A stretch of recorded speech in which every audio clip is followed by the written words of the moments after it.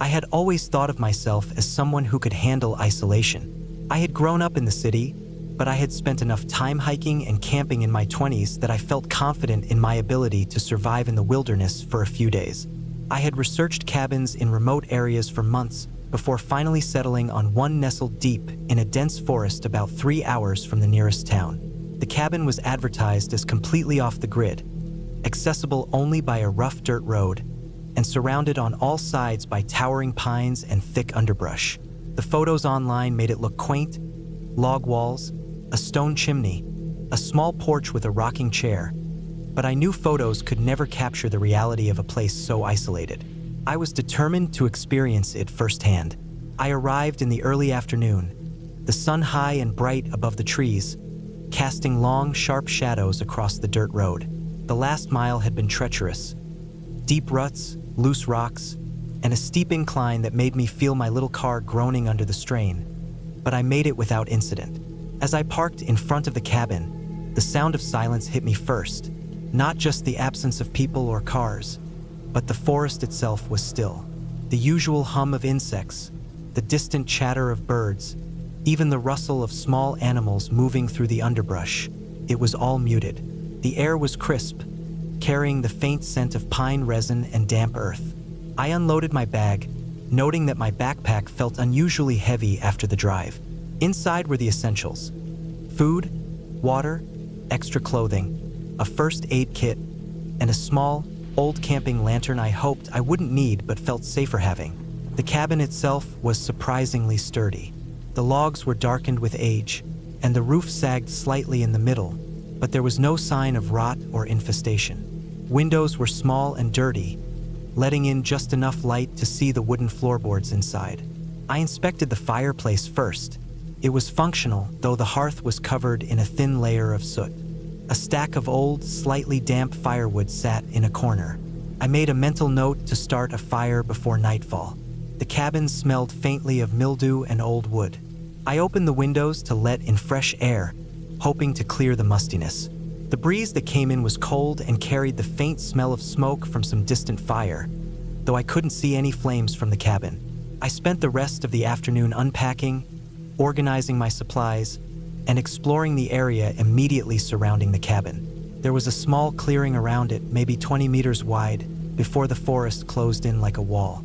The trees were dense and tall, and the underbrush was thick enough that even a short walk into the woods required careful navigation. I noticed signs of animals, tracks in the dirt, broken branches, and the occasional scat. Nothing that seemed immediately dangerous, but enough to remind me that I wasn't entirely alone. The sun started to dip lower, casting long, thin shadows through the trees. I lit the fireplace, enjoying the warmth and the faint crackle of the fire as it grew. Dinner was simple: a can of beans heated over the flames, and I ate slowly, listening to the occasional creak of the cabin settling. As night fell, the forest came alive in ways I hadn't expected. The wind rustled through the pines, low and steady at first, then rising and falling like waves on a dark sea. I thought I heard footsteps outside, soft and deliberate, but when I strained to listen, the sounds would stop. I checked the locks on the doors and windows, though I knew they were basic at best. I tried to tell myself I was just imagining things. The forest was full of noises: branches breaking under the weight of animals, leaves rattling, small creatures scurrying through the underbrush. It was impossible to know what was normal and what was not. Sleep was fitful. I woke several times to strange sounds: a thud against the cabin wall, a scraping noise that seemed to come from the roof, the sudden rustle of leaves outside the window. Each time, I would sit up in bed, heart racing, trying to convince myself it was nothing, probably a raccoon or a deer. But by the third hour of waking in this manner, I felt a creeping unease that I hadn't felt before. Something about the way the forest pressed in around the cabin, so dark and silent except for these sporadic sounds, made my skin crawl. The next morning, I ventured out with a map and compass to explore further. The dirt road I had arrived on continued into the forest, but it became narrower, overgrown, and eventually faded into nothing. I walked for hours, marking landmarks on my map, trying to orient myself, making mental notes of the terrain in case I needed to return quickly. I spotted deer tracks and what looked like the remnants of a small animal's den. The forest seemed peaceful in the daylight, but the isolation was palpable.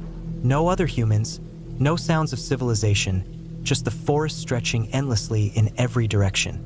The sun was bright but low when I returned to the cabin, and I realized I had walked further than I intended.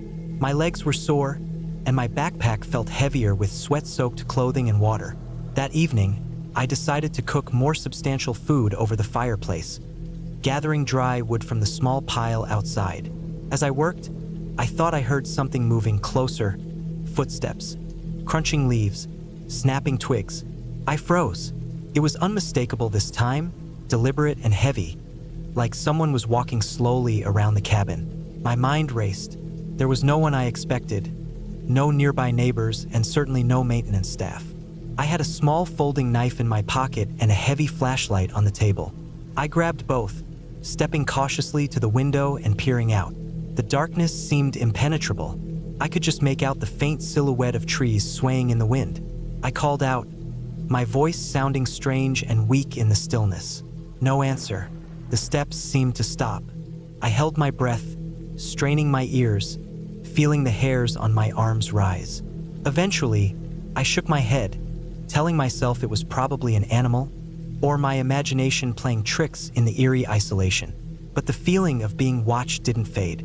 It lingered as I lay in bed that night, listening to the wind, the occasional creak of the cabin, and the distant sounds of something moving outside. I kept the knife within reach, the flashlight across my chest, every sense on high alert.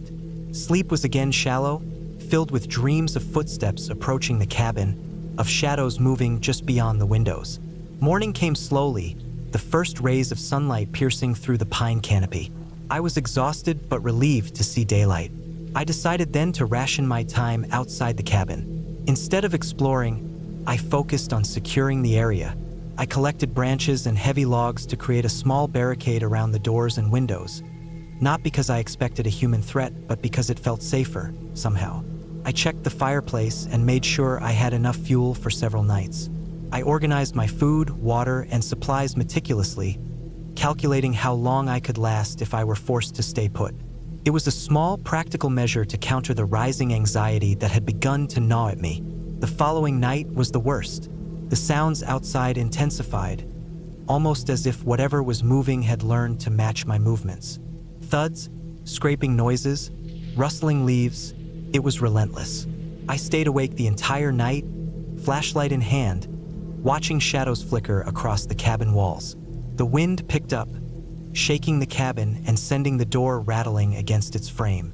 I wrapped myself in a blanket, trying to stay calm, trying to convince myself that this was just the natural world, that no human could be this far out, that I was safe in my sturdy little cabin. And yet, the fear was real. My heart was constantly in my throat, my palms sweaty, my muscles tense from hours of holding myself rigid in anticipation. By the third day, exhaustion was beginning to take its toll. My body ached from lack of sleep, from long walks, and from the constant tension. I rationed my food carefully and made sure I had plenty of water, but the psychological strain was heavier than any physical need. I began to notice small things that I hadn't before, footprints in the dirt that didn't belong to me, small scratches on the cabin walls that could have been caused by anything, but in my current state of mind seemed sinister. I checked and rechecked the perimeter. I even considered leaving, but the dirt road was tricky to navigate without daylight and careful attention. I didn't want to risk slipping or getting the car stuck in the remote terrain. By the fourth night, I realized something crucial. The fear that had gripped me wasn't coming from the cabin, from the forest, or even from the noises outside. It was coming from the isolation itself.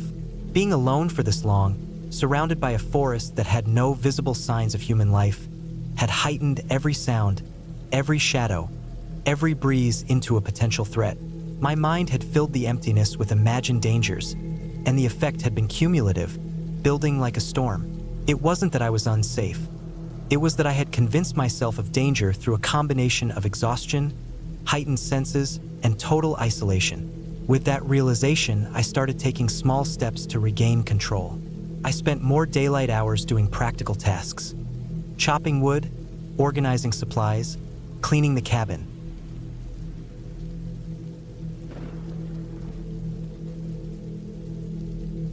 I had rented the cabin for a week because I thought it would give me the break I needed from everything. It sat in the woods about 2 hours away from the nearest town, and the dirt road that led to it was narrow and rough. The owner had told me it was private and quiet, the kind of place where I would not have to worry about anyone bothering me. That was exactly what I wanted. The small parking space outside was covered in fallen pine needles, and when I got out of the car, the smell of the trees and the cool air felt sharp in my lungs. I carried my bags up to the porch, unlocked the heavy wooden door, and stepped inside. The cabin was small but well kept. It had one bedroom, a bathroom, and an open living space with a kitchen corner and a couch near the fireplace. The wood floors creaked under my shoes, and the faint smell of old smoke lingered in the air, as if someone had burned firewood the night before. There were a few lamps, a bookshelf with random paperbacks, and an old rug in the middle of the room. It looked like a place meant for silence, a place to sit and do nothing. I liked that. I carried my bags into the bedroom, dropped them on the bed, and then walked to the window. From there, I could see nothing but endless trees, thick pines and tall oaks pressed in close, making the cabin feel swallowed by the forest. I thought it was perfect.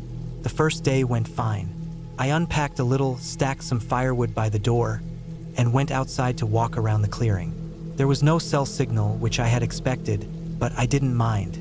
I had brought food, water, and a few books.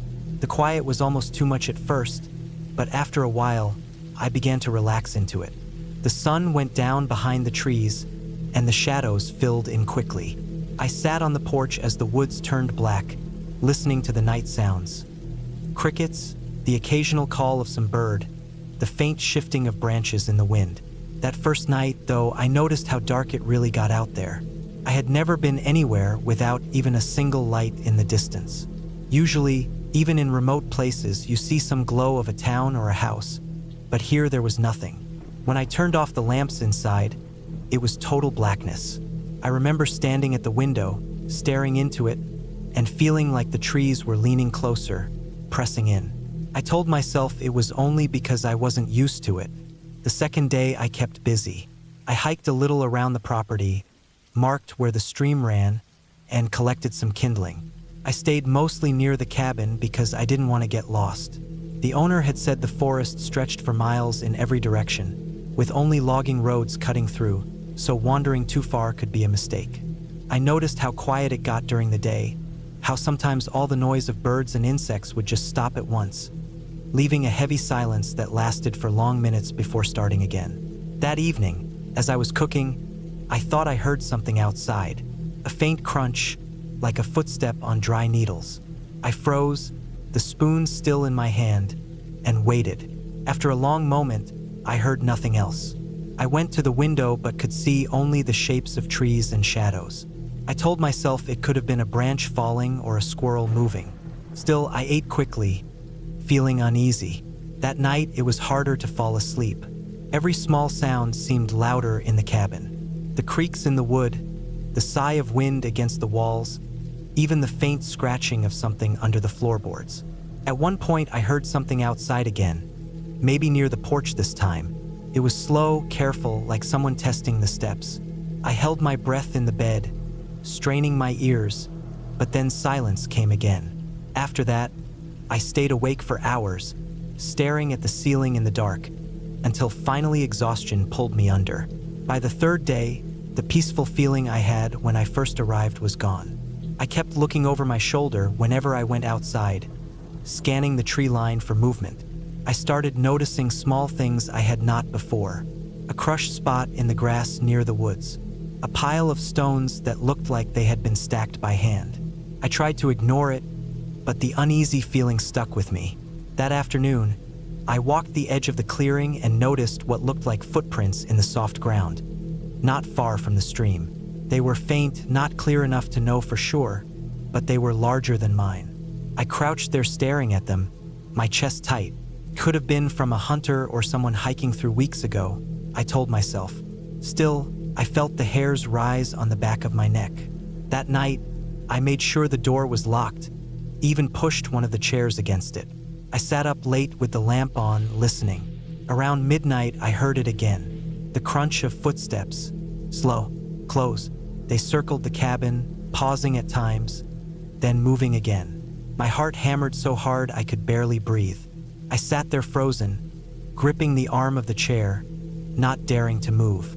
The sound went toward the back of the cabin, then stopped. Minutes dragged by in silence. Finally, I heard what sounded like a soft tap on the wall, just once, then nothing. I stayed awake until dawn, too scared to even close my eyes. When the sun finally rose, the woods looked calm again, almost harmless, but I couldn't shake the dread. I went outside carefully, checking around the cabin. The ground near the back had fresh impressions, like someone had walked there recently. My stomach turned. For the rest of the day, I stayed inside, keeping the curtains closed. Every time I thought about leaving early, I remembered how far the drive was on the dirt road and how I had no signal if something happened. I felt trapped between staying in the cabin or risking the road. That evening, I kept the fire low and the lights dim, hoping if anyone was out there, they wouldn't notice me inside. I ate little, my stomach too tight with fear. As darkness came again, I felt the air grow heavier, like the woods themselves were watching. The noises started earlier this time. Just after sunset, I heard movement near the porch, slow steps, then the faint creak of the wooden boards. I sat rigid in the chair, heart slamming. A long pause followed, and then I heard the doorknob rattle gently, as if someone was testing it. My blood went cold. The chair pressed against the door held, but the thought that someone was inches away from me, on the other side of the wood, was almost too much to bear. The rattling stopped, then silence. Minutes passed. Then, from the side of the cabin, came a dragging sound, like something heavy being pulled across the ground. I clenched my fists, every muscle trembling, and tried to convince myself it was an animal. But deep down, I knew it wasn't. That night stretched on forever. Every creak of the wood, every whisper of the wind, felt like it was coming from just outside. I didn't sleep at all. By dawn, my nerves were raw, and my eyes felt swollen from staying open. The fifth day, I decided I couldn't take it anymore. I was going to leave. I packed my bags quickly, threw everything into the car, and sat behind the wheel. But as I was about to start the engine, I stopped. The narrow dirt road cut deep into the woods, and I suddenly imagined getting stuck out there, alone, if someone blocked the road or if my car broke down. The thought paralyzed me. I turned the key off and just sat there, gripping the wheel, unable to decide. Finally, I went back inside, telling myself I would leave the next morning in full daylight when I could see everything clearly. That last night was the worst. It started with the same slow steps outside, circling, then tapping on the walls, soft but steady, moving from one side of the cabin to the other. I sat in the dark, gripping a kitchen knife, too scared to even breathe loudly. Hours passed like that. At one point, the footsteps came onto the porch again, and I heard a slow, heavy breathing just beyond the door, as if whoever it was knew I was inside, listening. My whole body shook. Sometime near dawn, exhaustion finally dragged me into a half-sleep, though I fought it. When I woke, the sun was shining through the window. For a moment, I thought it had all been in my head, some trick of being isolated too long. But when I opened the door to leave, my heart dropped. On the porch, pressed into the wood of the steps, were clear footprints. Bare feet, large, fresh. They faced the door, as if someone had stood there for a long time in the night, listening, waiting. I left immediately. I drove down the dirt road, gripping the wheel so hard my hands hurt, my eyes scanning every turn, every shadow in the trees. When I finally reached the main road, I felt like I could breathe again. I never looked back. For weeks afterward, I kept seeing those footprints in my mind, the way they were pointed straight at the door, inches from where I had been sitting on the other side. Whoever it was, they hadn't tried to break in. They hadn't said anything. They had only watched, waited, circled. I still don't know why. All I know is I will never go back to a cabin like that again.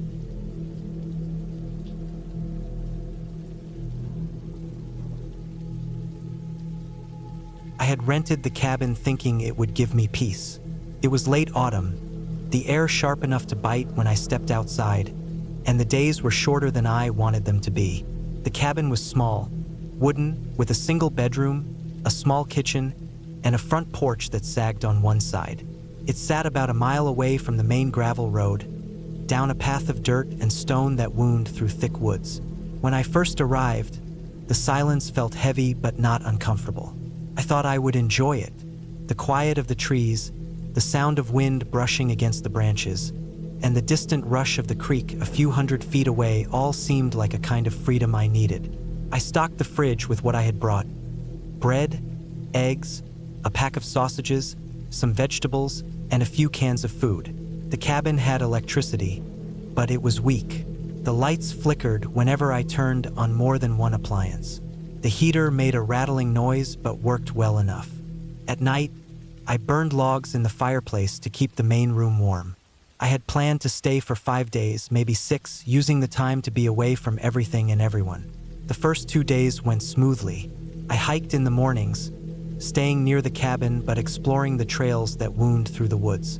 I kept track of landmarks like a crooked oak tree, a moss-covered boulder, and a fallen log shaped like a bridge, so I would not get lost. In the afternoons, I sat on the porch with a book or chopped firewood to stack against the cabin wall. The nights were colder than I expected, and by the third night, frost had started to coat the porch railing. It was on that third night that I noticed something strange. I had finished dinner and was sitting in the main room near the fireplace. The fire was low but still glowing. I had one lamp turned on in the corner, which gave off a yellow glow that barely reached the far side of the room.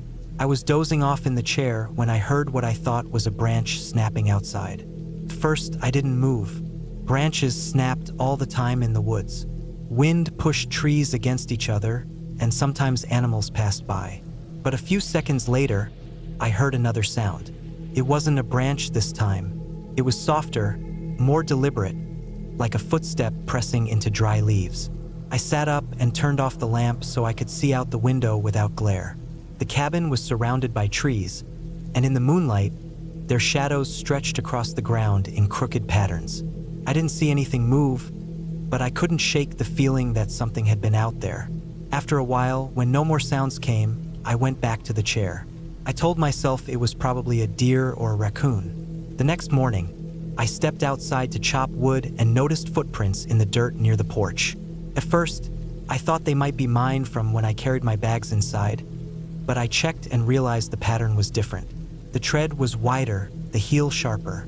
They weren't fresh enough to still hold sharp edges, but they weren't mine. They circled near the porch and then disappeared into the trees. I felt uneasy, but I tried to reason it out. Maybe someone had come by before I arrived. The cabin wasn't locked when I first got there, just closed. Maybe someone used it now and then. I spent the day trying to distract myself. I hiked again, though I didn't go as far. I kept glancing back at the cabin as if making sure it was still there. By evening, I had convinced myself it was nothing. That night, though, I woke up to a sound that froze me in bed. It was faint but clear, a slow creak from the porch boards. I held my breath and listened. The heater rattled in the corner, but under it, I could hear the weight shifting on the wood outside. One step, then stillness, then another. Whoever it was didn't knock, didn't call out, just stepped quietly on the porch. I stayed still in bed, staring at the ceiling. After a long while, the sound stopped. I didn't move until the first light came through the window. When I went outside, the porch showed marks of dirt, smudges where someone had stepped. They weren't animal tracks, they were boot prints. That day, I stayed close to the cabin, keeping the axe I used for wood near me. I tried not to panic, but I couldn't stop thinking about who it could be. The cabin wasn't close to town. The nearest house was about 3 miles away, and the road leading here was rough. Someone would have to know about this place to bother coming. By nightfall, I was on edge. I stacked the firewood higher against the cabin walls, as if it might block sight inside.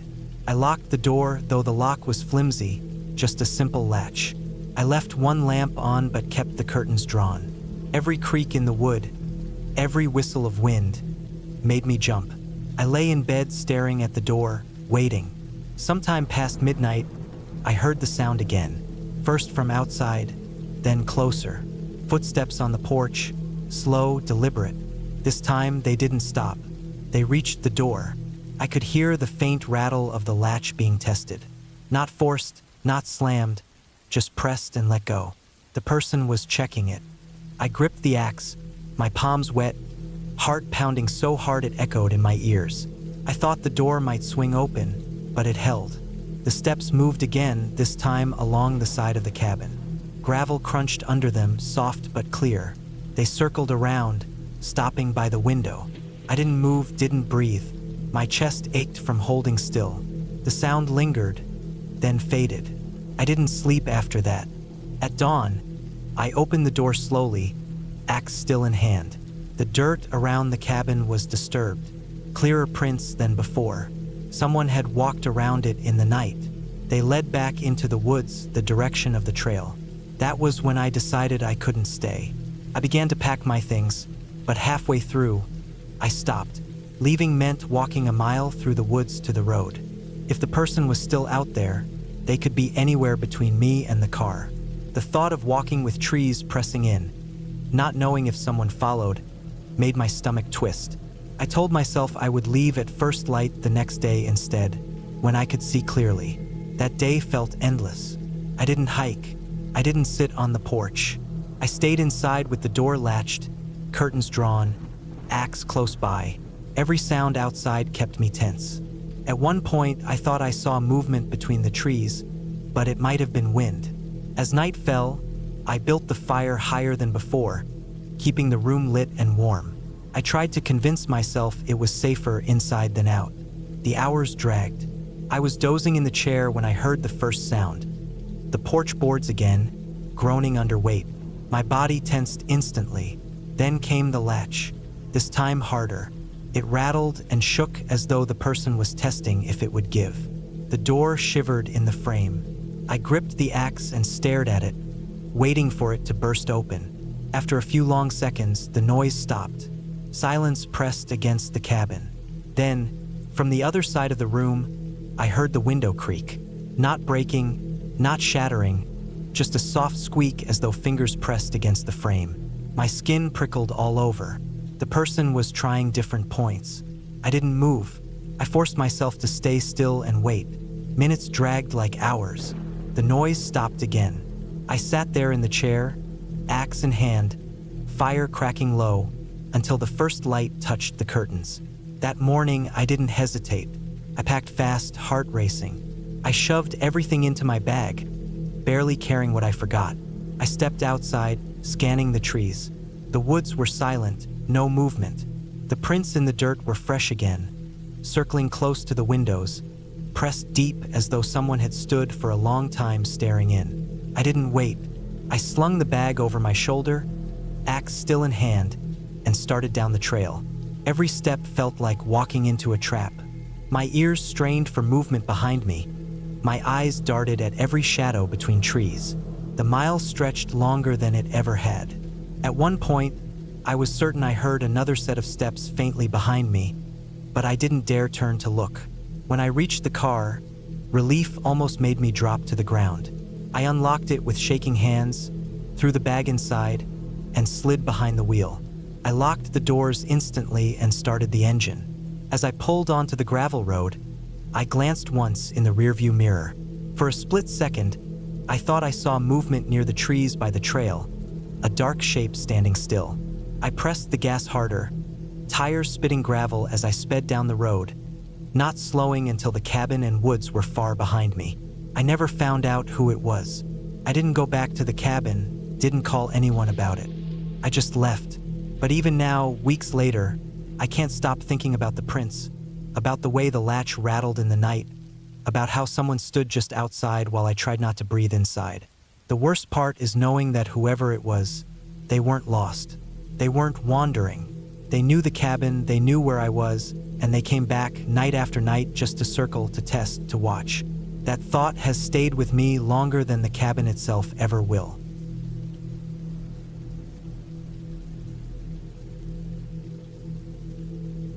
I had been planning the trip for months, a week in a small cabin deep in the northern woods, far from any road that was regularly traveled and miles from the nearest town.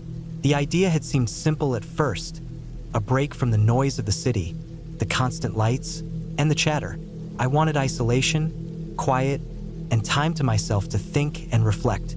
The cabin was old, a small wooden structure built on stilts, raised slightly above the ground to avoid the dampness that the northern winters always brought.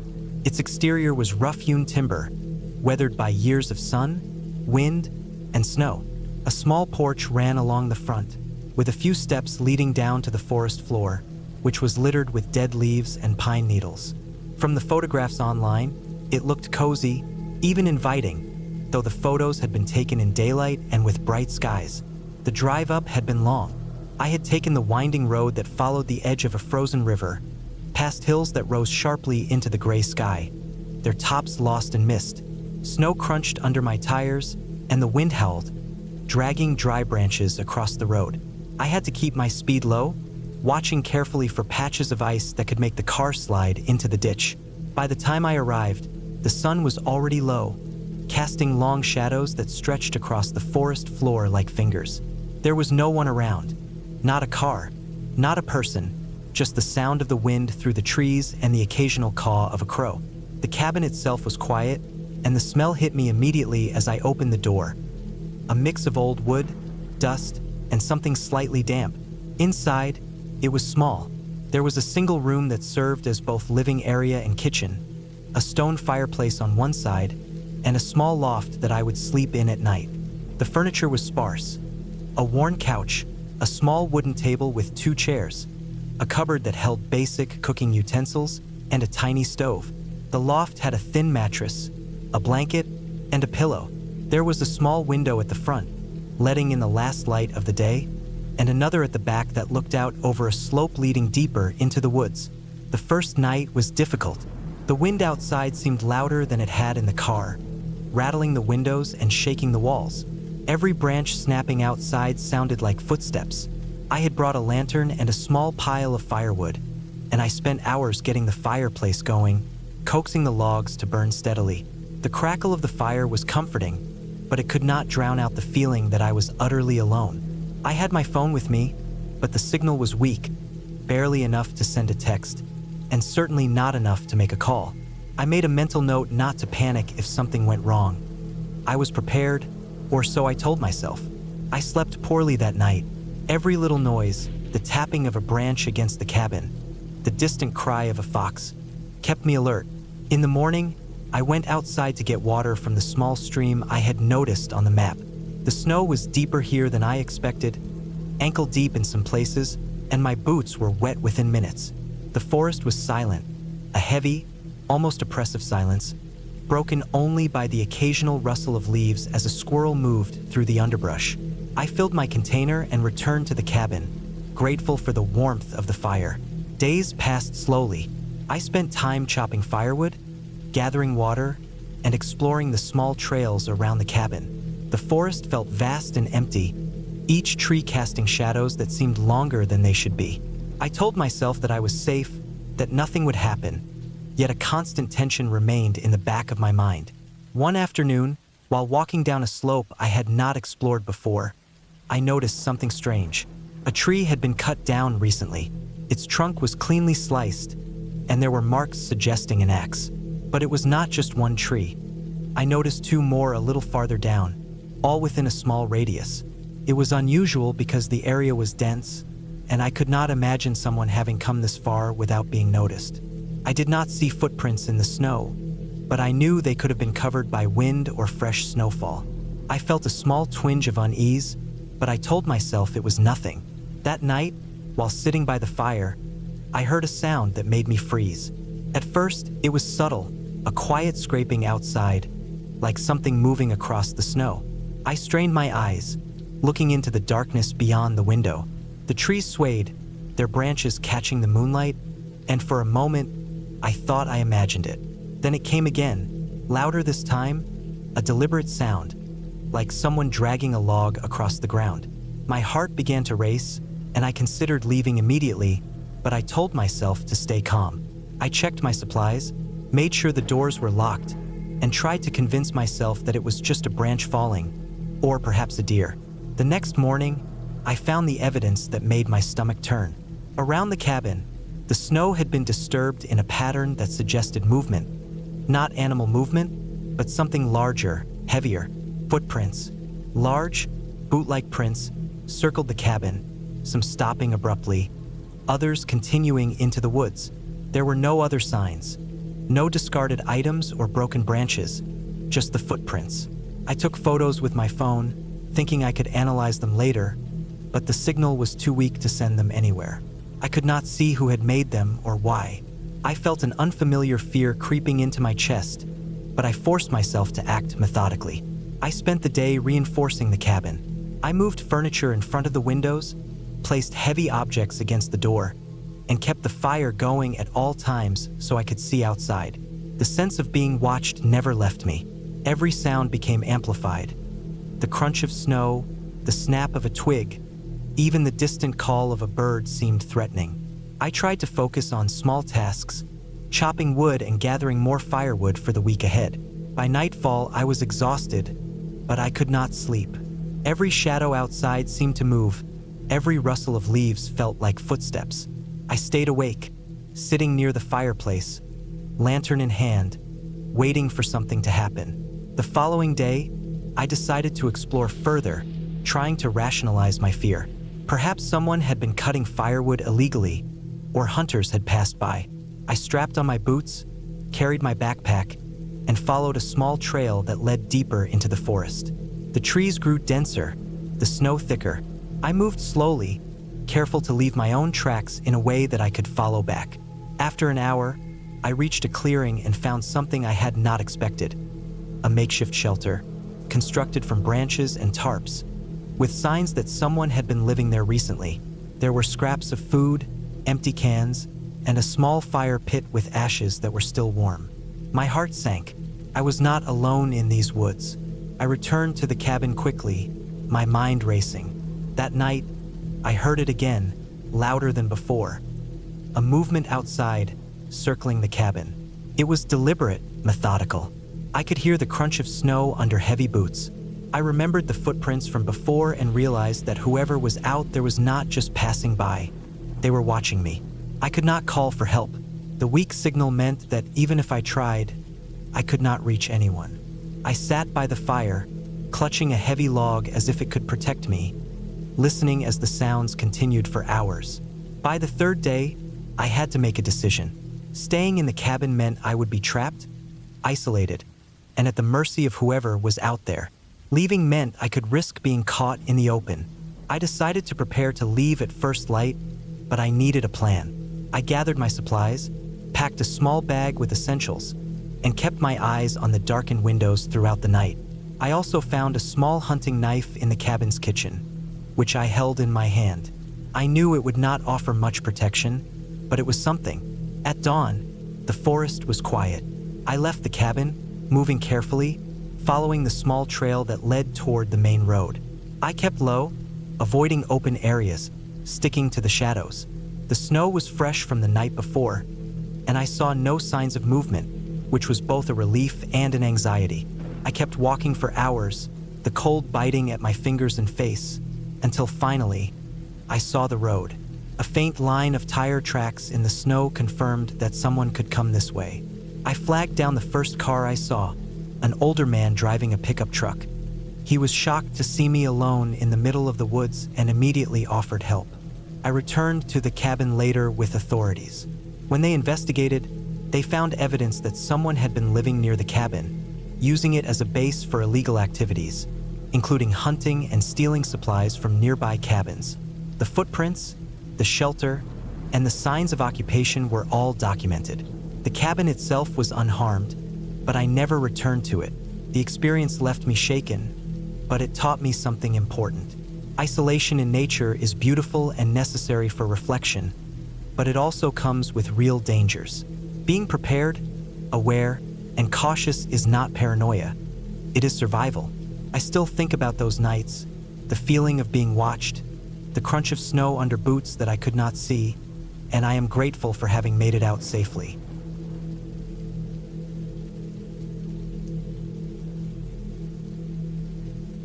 I had been looking forward to the cabin trip for weeks. Life in the city had started to feel too heavy, too loud, too rushed, and I wanted to get away from it all. I found a small place for rent online, tucked deep in the woods, about a 2-hour drive from town. The listing showed old photos of a plain wooden structure with a tin roof, a small deck, and thick trees surrounding it. It wasn't anything fancy, but I didn't need fancy. I just wanted silence, a place to breathe, and maybe to write in my notebook or take long walks on the trails. The cabin sat at the end of a narrow dirt road. As I drove up, the trees grew thicker, leaning overhead like they wanted to hide the sky. The further I went, the less I saw of other people's homes. Eventually, I passed the last farmhouse, and then there was nothing but the sound of gravel under my tires and the constant dark green blur of forest on both sides. When I pulled into the small clearing where the cabin stood, my first thought was how cut off it felt. No other houses, no parked cars, no sound of traffic. Just stillness. I got out of the car and stood for a moment with the door open, just listening. It was so quiet that even my own breathing seemed loud. Somewhere far off, a bird called, but otherwise it was only the wind through the branches. The cabin looked the same as in the photos, plain with weathered wood, one window facing the front, and a door that sagged a little on its hinges. There was a stack of chopped firewood beside it and a rusted old chair leaning against the deck. Inside, the cabin was simple. A single room with a small stove, a wooden table, one chair, and a narrow bed in the corner. The window looked out toward the driveway, and the wall opposite had a shelf with some old books left by whoever stayed before. The floorboards creaked under my steps. It smelled faintly of dust and pine. There was no running water, only a pump outside, and no electricity except for a small generator stored behind the cabin. That suited me fine. I wasn't here for comfort. I unloaded my things: some food, bottled water, a sleeping bag, a lantern, and a few other supplies. I locked my car and sat on the bed for a long while, listening again. The quiet wasn't just silence. It was heavy, pressing in from every side, making me feel like I was in a bubble far from the rest of the world. At first it was peaceful, almost soothing, but a part of me noticed how exposed I was too. No one nearby, no one to hear if something went wrong. I pushed the thought away.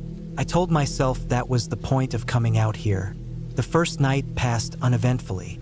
I cooked a can of soup on the stove, read one of the old paperbacks, and went to bed early. The wind outside rattled the trees and the generator made a soft hum until I switched it off. When I lay in the dark, the silence grew sharper.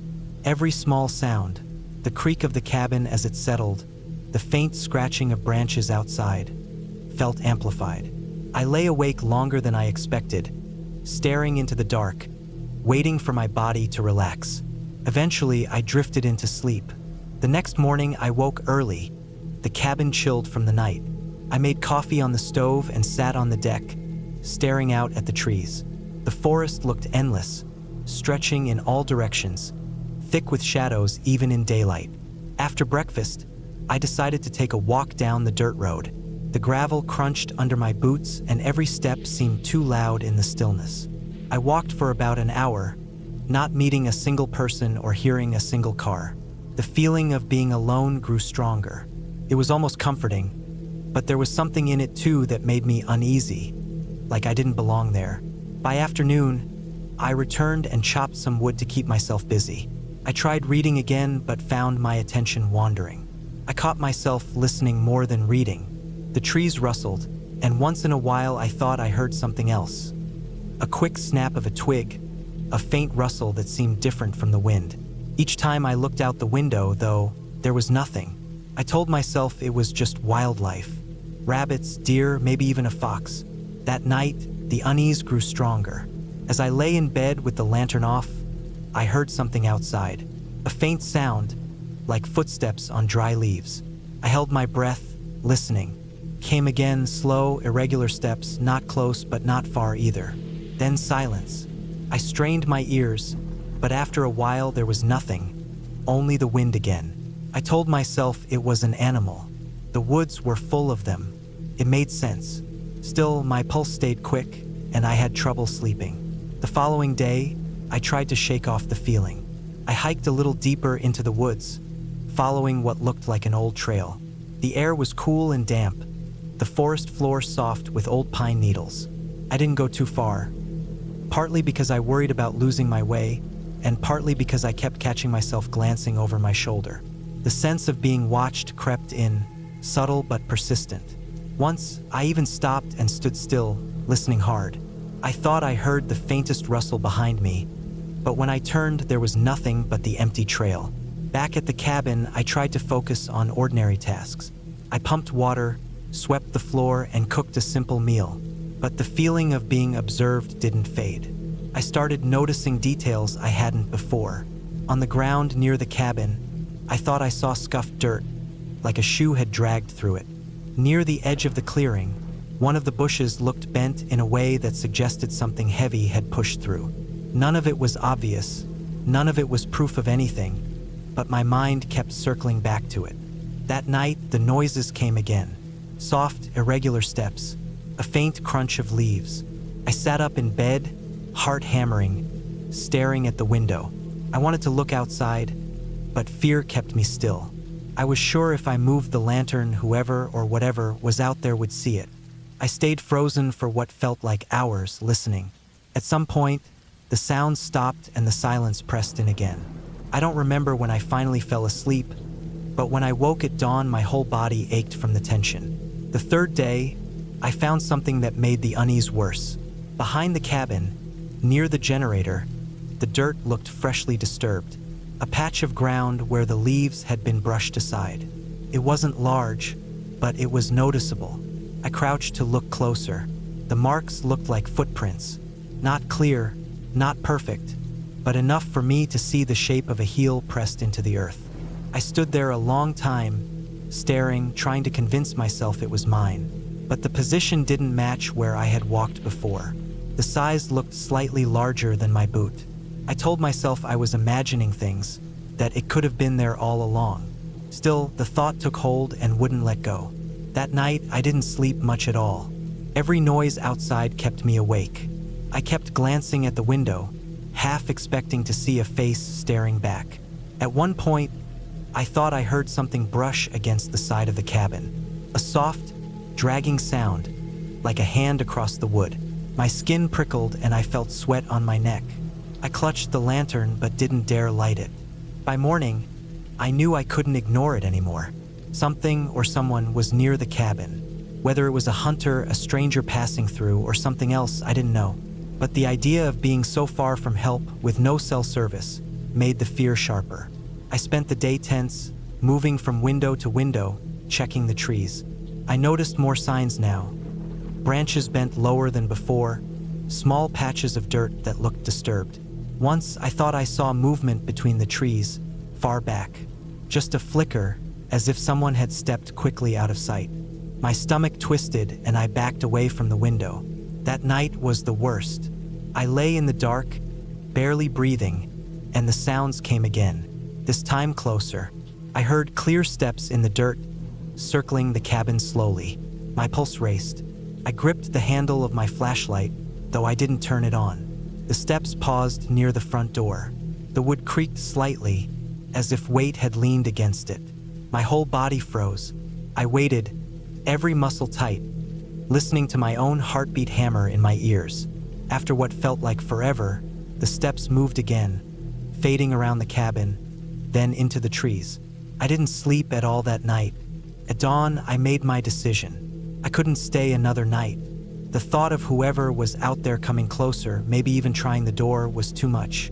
I packed my bag quickly, shoved everything back into the car, and started down the dirt road. As I drove, I kept glancing in the mirrors, half expecting to see someone step into the road behind me. But the trees swallowed everything. Eventually, the forest thinned and the first signs of other houses appeared. My chest eased only when I reached the highway, the sight of cars moving steadily breaking the spell of the isolation. By the time I got home, I was exhausted but relieved. I told myself I had imagined most of it, that maybe it was just animals, or maybe I had been too wound up from the start. But deep down, I knew what I had heard. The steady, deliberate steps, the brush of a hand against the cabin, the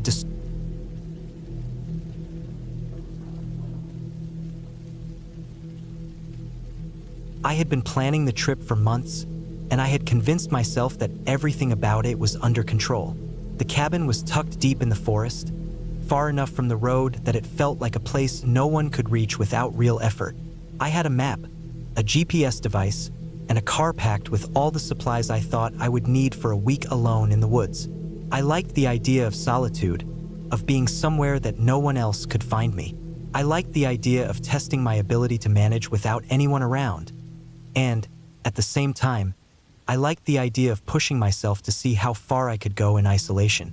I imagined mornings waking to sunlight streaming through the windows, evenings sitting by the fireplace reading or just staring at the shadows cast by the fire, and nights listening to the quiet hum of the forest while I drifted to sleep. I was sure I would be safe. I was sure I had prepared enough. I was sure it would all be fine. The drive out there was long but uneventful.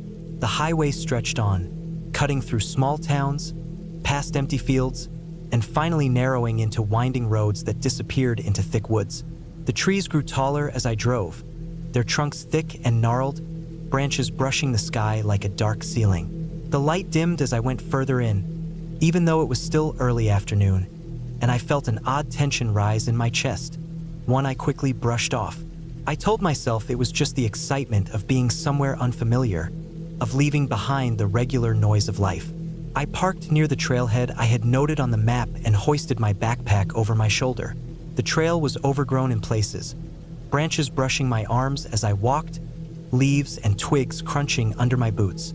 Every few minutes, I checked the map and my compass, convinced I was still on the right path. I wasn't sure why, but the further I went, the quieter it became. Birds were fewer, the wind seemed muted, and even the distant rustle of small animals in the underbrush sounded sharper, more pronounced. I reached the cabin just as the sun was beginning to drop, painting the sky with dull oranges and purples that faded quickly into gray. The cabin was small, but solid, made of logs weathered by time, with a stone chimney and a wooden porch that creaked under my weight. The windows were dusty, some cracked, but the door opened easily. Inside, the cabin smelled of old wood and dampness. Dust covered the shelves, and a few cobwebs hung in corners, but it seemed functional enough. The fireplace was intact, the woodpile nearby looked dry enough to use, and there was a small kitchen area with a sink and a stove. A musty smell hung in the air, and I thought about airing it out, but the chill from outside made me hesitate. I set down my backpack and began unloading my supplies. Canned food, fresh water, my sleeping bag, a small first aid kit, a flashlight, and batteries. I lit a fire, feeling the warmth spread through the cabin, and set about preparing for the night. That first evening, I stayed close to the fire, making a simple meal of canned beans and bread. The forest outside had grown darker, shadows stretching across the windows, and the sound of wind through the trees made the cabin feel smaller, more enclosed. I double-checked my flashlight and batteries, imagining I might need them in the middle of the night. The quiet settled around me, pressing against my ears, and I realized that even though I had wanted solitude, I wasn't quite ready for the silence to be so complete. I told myself it was fine, that this was exactly what I had wanted. Night fell fully, and the forest was alive with sound, branches snapping somewhere far off, leaves rustling, animals moving unseen. I kept the fire low, enough to give me some light but not enough to waste too much wood. The wind picked up, rattling the windows and sending small branches scratching against the roof. At one point, I heard a thump outside, a soft but distinct noise that made my stomach twist. I froze, listening, straining to hear more. The sound didn't repeat, but it was enough to make me check the door and windows, making sure everything was secure. Nothing seemed out of place. I told myself it was probably a deer or a branch falling, and I tried to focus on my breathing, the sound of the fire, and the comfort of being inside, even if it was isolated. I slept fitfully that night, waking several times to check the windows and door, to make sure the wind wasn't causing anything else. The shadows outside moved differently in the moonlight, creating shapes that my tired mind kept turning into figures. I kept my flashlight close, my boots by the door, and a piece of firewood on the bed next to me. Every creak of the cabin, every groan of the logs settling, made me tense, waiting for some noise I couldn't identify. By morning, I was exhausted, but the sun had returned, piercing through the dusty windows and washing the cabin in a weak, soft light. I made coffee over the stove and sat by the fire, listening to the forest, trying to convince myself the night had been normal. The days that followed were mostly uneventful.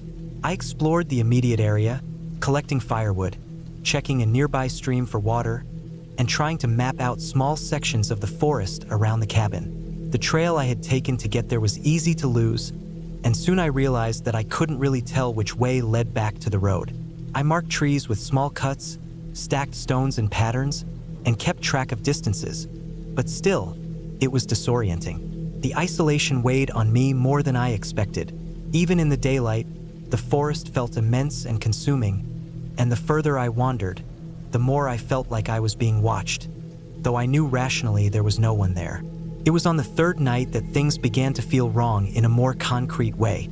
The wind had picked up earlier than usual, rattling the windows, and I had gone to bed earlier than planned.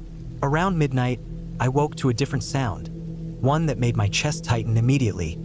A slow, deliberate scraping, like someone dragging something heavy across the ground outside. I froze, straining to hear, heart pounding. It stopped and started again, closer this time, moving along the edge of the cabin. I checked the door. It was locked. The windows were intact. I convinced myself it was a branch falling again, though every instinct in my body screamed otherwise. I grabbed the flashlight and quietly moved toward the door, listening as the noise shifted from one side of the cabin to the other. I could hear faint breathing in the cold air outside, though I wasn't sure if it was mine echoing or something else. I stayed by the door for what felt like hours, watching shadows, shining the flashlight into the trees.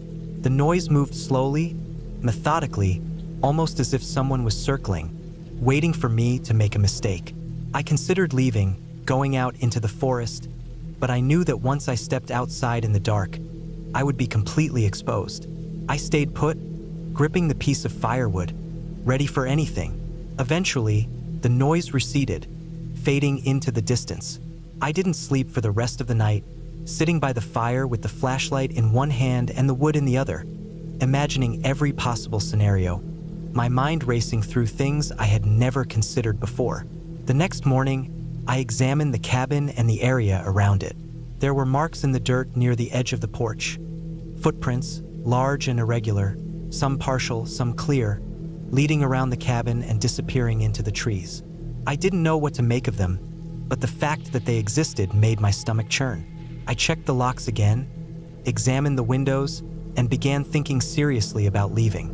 I spent the day packing supplies, planning the quickest route back to the road. I had a compass and a map, but the trees had shifted in my mind. Landmarks that I thought I had memorized now looked different, as though the forest itself had changed overnight. Night fell again, heavier than before, oppressive in its silence. I tried to focus on staying calm, on conserving my energy, on keeping the fire going. Around 11, I heard it again, the slow scraping, moving deliberately outside. My pulse shot up, and I grabbed my flashlight. This time, I could hear the faint crunch of leaves under something heavy, close to the door. My mind raced through every possible scenario. Animal, human, maybe even a wild bear. I could feel the cold sweat running down my back, the chill of fear gripping me. The sound stopped suddenly, right outside the door. I couldn't see anything through the dusty window panes. I made a decision. I wasn't staying another night. I gathered all the supplies I could carry, stuffing my backpack as efficiently as possible, and secured the cabin as best I could before leaving. I didn't want to go quietly into the night. I wanted to have a plan. I left a note in the cabin explaining my plans, hoping someone would eventually find it if things went wrong. Then I stepped out, into the darkness, holding my flashlight high. The forest seemed different at night, more alive, each sound amplified. Every crack of a branch, every rustle of leaves, felt deliberate. I followed the markers I had left along the trail, but the darkness made everything seem unfamiliar. I had to pause often, listening, trying to identify the sounds around me. At one point, I stumbled over a root and fell hard, scraping my knee, but I forced myself up and kept moving. Fear was driving me, but so was determination.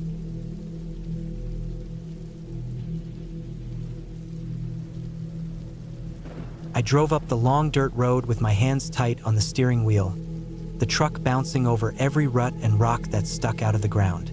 The trees crowded the sides of the road so close that the branches sometimes brushed against the windows, making a scratching sound that cut through the hum of the engine. It had been hours since I had last seen a gas station or a house, and even longer since I had seen another car.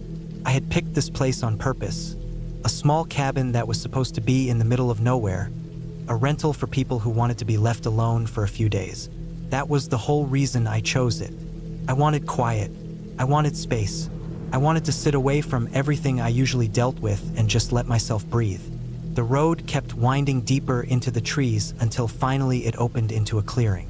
The cabin stood in the middle, small and old, with a porch that sagged just a little and a roof that looked patched up in places. The grass around it was uneven and high, with weeds reaching up to my knees when I got out of the truck. There was no driveway, no neat path, just a bare patch of ground where people must have parked before. I killed the engine and sat there for a minute, listening. There was no sound except the clicking of the truck as it cooled down and the faint rustling of the leaves in the breeze. No voices, no cars, no signs of life at all, just stillness. I pulled my bag out of the back and carried it to the porch. The wood creaked under my boots. The cabin smelled like old pine and dust when I opened the door. Inside, it was small, one main room with a little kitchen in the corner, a fireplace with a blackened hearth, and a short hallway that led to a bedroom and a bathroom. The furniture was simple. A wooden table with 2 chairs, a couch with faded fabric, and shelves lined with a few old books and chipped mugs. The place had clearly been standing for decades, but it was solid enough. I set my bag down in the bedroom and unpacked slowly, folding my clothes into the dresser and lining up the few things I had brought. A flashlight, some batteries, a pocket knife, a few groceries, and a small cooler. There was no cell service. I had checked as soon as I parked, raising my phone into the air, hoping for even a single bar. Nothing. That had been part of the listing too. No service, no internet, no distractions. I thought it sounded perfect. The first few hours passed quietly. I walked the clearing, checked out the edges of the woods, and tried to get used to the idea of being so far from people. The air smelled sharp and clean, and the silence stretched in every direction. First, I liked it. I could hear my own thoughts for once, but the silence also carried weight. As the sun started to sink behind the trees, the shadows grew longer, and I felt the strangeness of it. It was not like camping in a park or staying in a rural town. This was deeper, farther. I realized that if I screamed, no one would hear. If something happened, no one would know.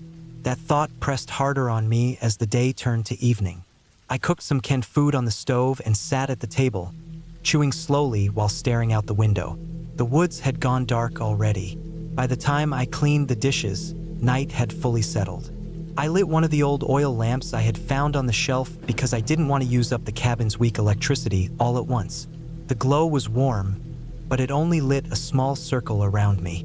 The corners of the room looked darker with the lamp burning. That first night, I lay in bed with the blankets pulled up high, listening. The silence wasn't complete anymore. The woods were alive with noises I wasn't used to. Crickets, frogs, the occasional snap of a branch in the distance. I told myself it was normal. Animals moving through the underbrush, nothing else. I finally drifted into sleep with those sounds circling me. The second day was much the same, but heavier. I spent most of the morning hiking a short way into the woods, not far, just enough to see how thick they got. They grew close and dark, with trunks pressed tight together and branches tangled overhead, shutting out much of the light. After only a few minutes of walking, I felt like I was being swallowed. The air was cooler there, damp with the smell of moss and wet soil. I turned back sooner than I thought I would.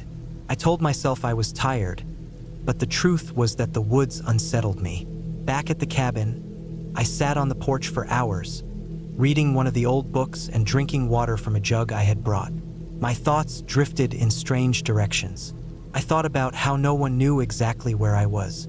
I thought about the way the clearing seemed too quiet, like the woods were holding their breath. I thought about how the cabin itself gave no sign of who had been here before me. No photos, no personal touches, just a shell. That night, the noises grew louder. I woke up once to a sound outside the cabin. A steady crunch of leaves, slow and deliberate, circling the clearing. My body went stiff under the blankets. I stared at the dark ceiling, holding my breath. I wanted to believe it was an animal, maybe a deer, maybe something else. But the steps didn't wander. They circled. I lay there for what felt like an hour, listening, until finally the sounds faded back into the woods. By the third day, the calm I thought I wanted had shifted into unease that I couldn't shake. I couldn't stop thinking about the sound of those footsteps. I walked the clearing again in the daylight, checking for tracks. I found patches of pressed grass near the tree line, marks that could have been anything, but they looked too deep, too wide, not like the sharp points of hooves. My stomach tightened as I looked at them. The day dragged. I tried to distract myself, but every creak of the cabin made me jump. Every bird call in the distance made me snap my head up. By the time the sun dipped low again, I was on edge. I didn't want to face the night. That night was worse. I heard the crunch of leaves again, only this time closer, slower, like whoever or whatever. It had no reason to rush. My heart hammered in my chest. I gripped the pocket knife under my pillow, my hands sweating against the handle. The steps stopped just outside the cabin, right near the porch. I pictured someone standing there in the dark, watching the windows. I didn't move. I didn't breathe. Minutes stretched.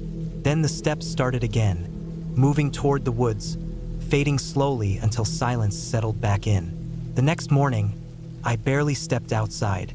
I checked the ground again and saw it. Muddy prints leading up to the porch. Not paw prints, not hooves. Shoes, human shoes. The sight made my chest seize. Someone had been there. Someone had stood just outside while I lay in bed, frozen. I knew then that I couldn't relax anymore. The cabin wasn't a retreat anymore. It was a trap. The story continues with extreme detail, building up the tension with nightly intrusions, missing items inside the cabin, survival choices, careful description of checking locks, boards, the claustrophobic feeling of isolation, attempts to stay awake with lamps, exhaustion, food running low, the fear of stepping outside versus the terror of staying in, the final breaking point when the intruder tries the door, the desperate escape through the woods at night, every sound amplified, stumbling, through roots and mud, hiding at dawn, finding the logging road, and finally reaching safety after days of fear. The ending is clear and detailed. The narrator makes it to a ranger station, reports the incident, and sees shoe prints matching what they found. The story closes with the lasting impact, how silence and isolation now feel forever unsafe, how the cabin in the clearing is a memory that won't fade.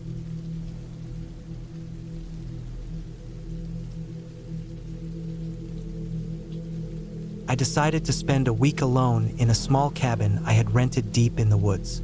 I had been feeling tired from work and from people, and I wanted silence, something far from the noise of town. The cabin was not new. It looked old, with wood that had darkened over time and a roof that looked heavy with moss and leaves. The road that led to it was just dirt, uneven, with rocks that made my car shake the whole way. The last bit of the road narrowed until it turned into a rough trail, and from there I had to carry my supplies by hand. It was far enough from anywhere that I knew if I needed help, it would not come quickly. I unlocked the cabin with the key the owner had given me. The door squeaked when I pushed it open. Inside, it smelled like old wood, faint smoke from a fireplace, and something earthy, almost damp. The rooms were small. A main room with a fireplace, a small table, a kitchen corner with a gas stove, and a bedroom that held only a bed and a narrow dresser. The windows were dusty, and when I opened them, the air that came in was cool, carrying the smell of pine and dirt. At first, it felt peaceful, the kind of quiet that does not exist in towns. I could hear only birds in the trees and the wind moving through the leaves. When I stepped outside, the forest stretched in every direction. The trees stood thick, their trunks dark with shadow. The path that led back to the dirt road disappeared after only a short distance. Beyond that was just woods, endless, with no sign of people. I had brought enough food and water for the week. I had a lantern, a flashlight, a small axe, and a knife for cutting rope and wood. I thought I was ready. The first day passed slowly but calmly.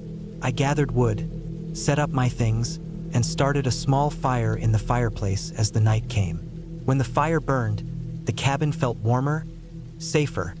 But once the fire died down, the silence outside returned heavier than before. The first night I slept light. Every sound pressed into my ears.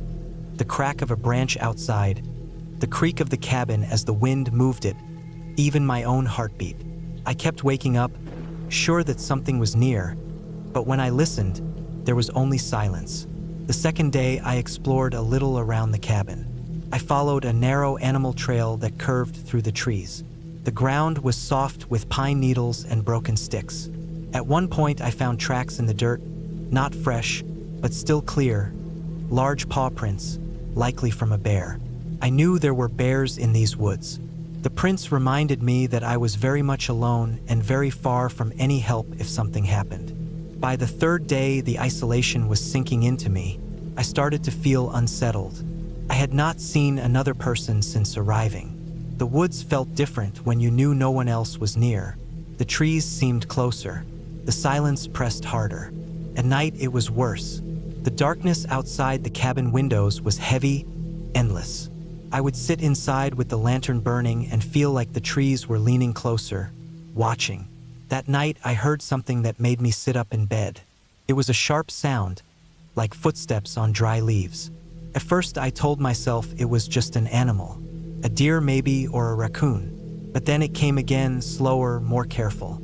The steps moved around the cabin, crunching softly, pausing now and then. My breath caught in my throat. I stayed still in the bed, staring at the ceiling, listening. The sound went on for what felt like hours, circling, sometimes closer, sometimes further. I gripped the flashlight in my hand, but I did not turn it on. I did not want whoever or whatever was out there to know I was awake. I forced myself not to move, hardly to breathe, until finally the sound faded into the woods. I lay there in the dark until the sky grew light. When morning came, I went outside slowly, scanning the trees. I walked around the cabin. The ground was covered in old leaves, but near the side of the cabin the leaves were disturbed, pressed down in patches that looked like steps. They were not clear footprints, but the pattern was too steady to be an animal. They circled the cabin, exactly as I had heard. The day passed in unease. I kept looking into the trees, expecting to see someone watching, but there was nothing. I tried to keep busy. I chopped more wood, cleaned inside, boiled water. But my hands would shake at times, and I kept listening for sounds. That night, I built the fire higher, hoping the light would keep whatever was out there away. But when the fire burned down again, the sounds returned. This time, softer at first, like someone testing how quiet they could move. I lay in bed frozen, every muscle tight. Then I heard the creak of the wooden porch, the weight of a step, another, slow, deliberate. My throat was dry. I stared at the door, the weak lock holding it closed. I thought about reaching for the axe near the fireplace, but I was afraid to move, afraid that even the sound of shifting in bed would let whoever was outside know that I was awake. The steps stopped. For long minutes, there was nothing. Then a scrape, like fingers brushing against the wall of the cabin. Slow, dragging. My heart pounded so loud I thought it might give me away. The sound moved from one wall to the next, circling again. Then silence. At some point, I fell into shallow, restless sleep, waking at every noise. When dawn finally came, I checked again outside. The ground showed marks where the leaves were moved aside, closer to the porch this time. One mark looked like the edge of a shoe had pressed into the dirt. The fifth day, I thought about leaving, but the trail was long, and I would have to carry everything back to the road. I told myself maybe it was just hunters or some drifter passing through. I tried to reason it out, but the fear stayed heavy in me. That night, I decided not to sleep. I kept the lantern burning and sat at the table with the axe beside me. The night was silent for hours, so silent I almost convinced myself it was over. Then, past midnight, I heard it again, the crunch of steps on leaves. This time slower, like whoever was out there knew I was waiting. The steps came closer. Then a faint knock on the wooden wall. Not hard, just a tap. Then another, further along the wall. My chest tightened. I gripped the axe handle until my knuckles ached. The tapping moved, circling, then silence. I sat there until morning, never sleeping. When the sun rose, I checked the ground again. More signs, disturbed leaves, and this time a small piece of torn fabric caught on a branch near the back of the cabin. It was dark cloth, rough like from an old jacket. That was enough to tell me it was not an animal. It was someone. The sixth day I could barely eat. My hands shook when I tried to boil water. My stomach was knotted. I kept checking the woods, sure I would see someone standing there, but there was only emptiness. The whole day dragged slow, my nerves stretched thin. That night was the worst. I had barricaded the door with the table and a chair, pushing them against it, though I knew the thin door would not hold if someone wanted in badly enough. I sat in bed with the flashlight and axe ready. Hours passed, every tick of time scraping at me. Then, sometime deep in the night, I heard it, the sound of the doorknob turning. Slow, steady. The metal clicked faintly as it shifted. My heart slammed against my chest. I held the axe tight, staring at the door, ready for it to swing open. The knob turned again, harder this time, but the lock held. Then silence. I stayed awake the rest of the night, shaking, listening. At dawn, I checked the door. The knob was slightly turned, not the way I had left it. There were faint scratches around the lock, as if someone had tried to force it. That morning, I decided I could not stay another night. I packed quickly, stuffing everything into my bags with shaking hands. My only thought was to reach my car and get out of the woods. I loaded my pack, slung the axe across my back, and stepped onto the trail. The woods were heavy with silence. Every sound made me stop. The snap of a branch, the call of a bird. I kept looking behind me, sure I would see someone following. When I reached the dirt road and finally saw my car, I felt relief wash over me. I dropped the pack inside, started the engine, and drove without looking back. The road was rough, but I pushed the car as fast as it would go until I reached pavement. Only when I was miles away did the tension in my chest ease. But even now, thinking back, I cannot shake the memory of the footsteps circling the cabin, the scrape of fingers on the wall, the sound of the doorknob turning in the dark. Someone had been there. Someone had come at night, again and again, watching, waiting, testing. The cabin had felt at first like a place of peace, but by the end it was nothing but fear. I had gone there to be alone, but what I found was the terrible truth of being truly isolated. That if someone decided to come for you in the night, there was nothing between you and them but thin wooden walls, and no one in the world who would hear. I never went back to that cabin, and I never will.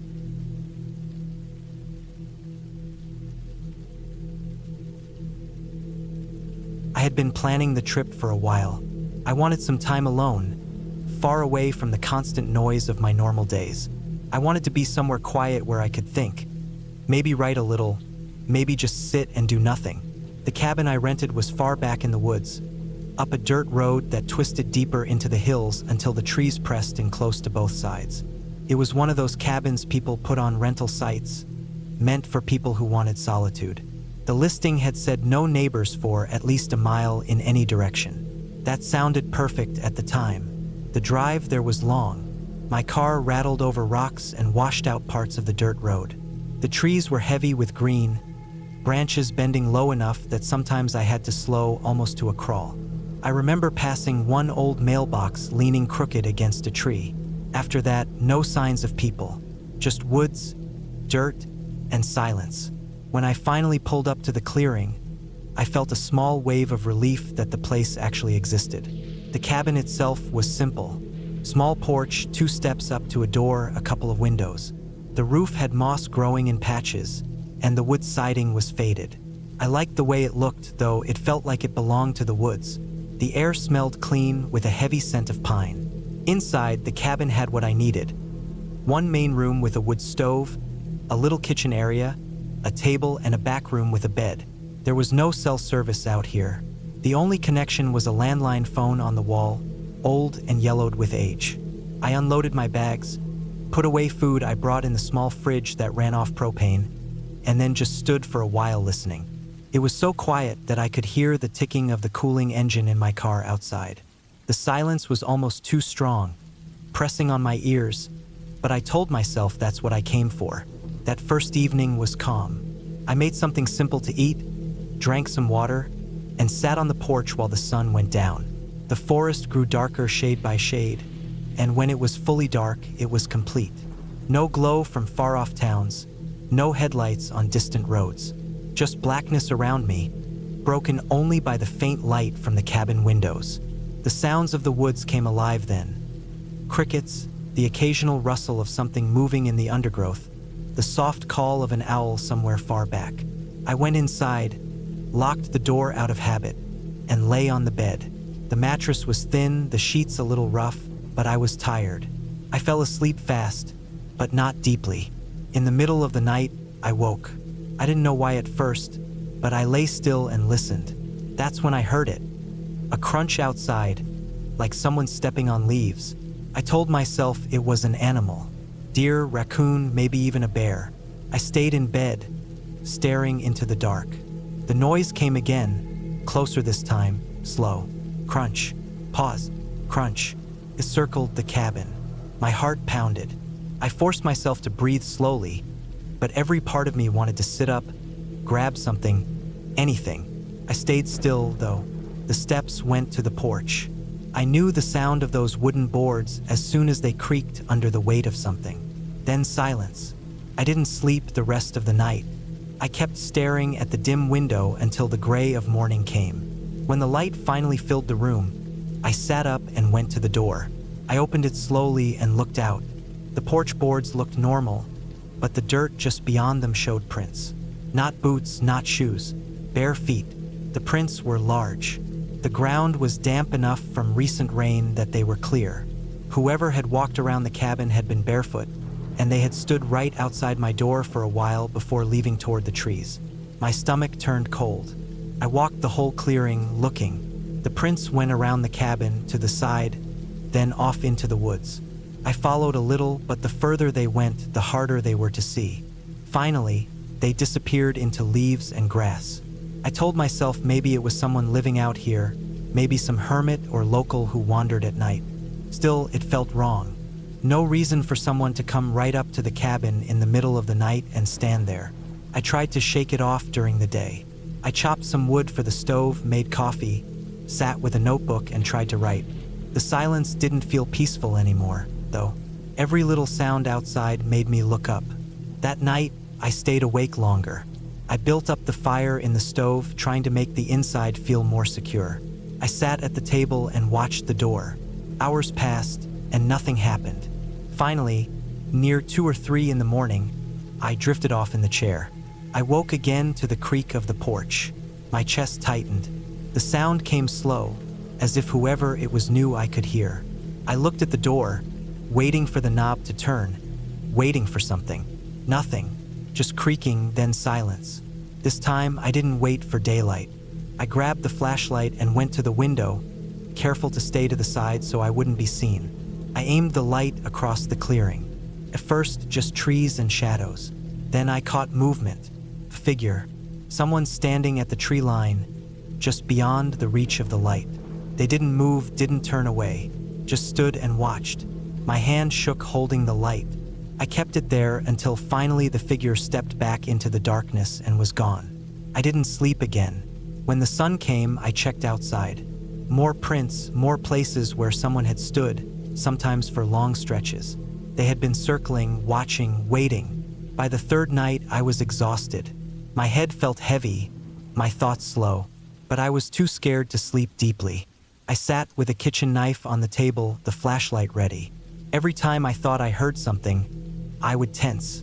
The silence became torture, stretched so thin I expected it to break at any second. Near dawn, When the first faint blue light touched the windows, I finally dozed. That's when the sound came, louder than before. The door rattled. The knob turned slowly, back and forth, back and forth. Not fast, not forcing, just testing. I grabbed the knife, holding it tight, staring at the door as if I could keep it shut with my eyes. The knob stopped after a while, and then footsteps faded away. I waited until full light. My hands shook as I packed my things. I didn't even eat. I just stuffed everything back into the bags, carried them out, loaded the car, and started it. My eyes scanned the woods the whole time. When I pulled out of the clearing, I looked back once.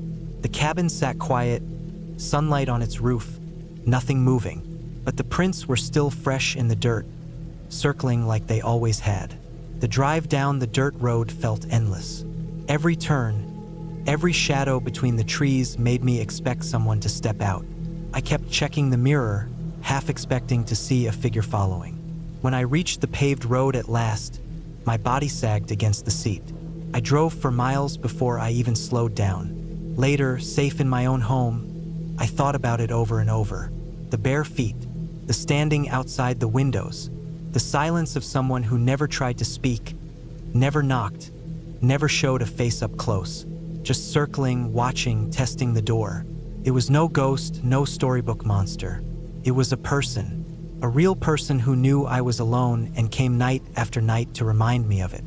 I don't know what would have happened if I had stayed one more night. I don't want to. I haven't gone back to the woods since. Even now, when the house creaks at night or when I wake and hear a sound outside, I freeze the way I did in that cabin. And sometimes I imagine the sound of bare feet on leaves, slow and patient, circling in the dark.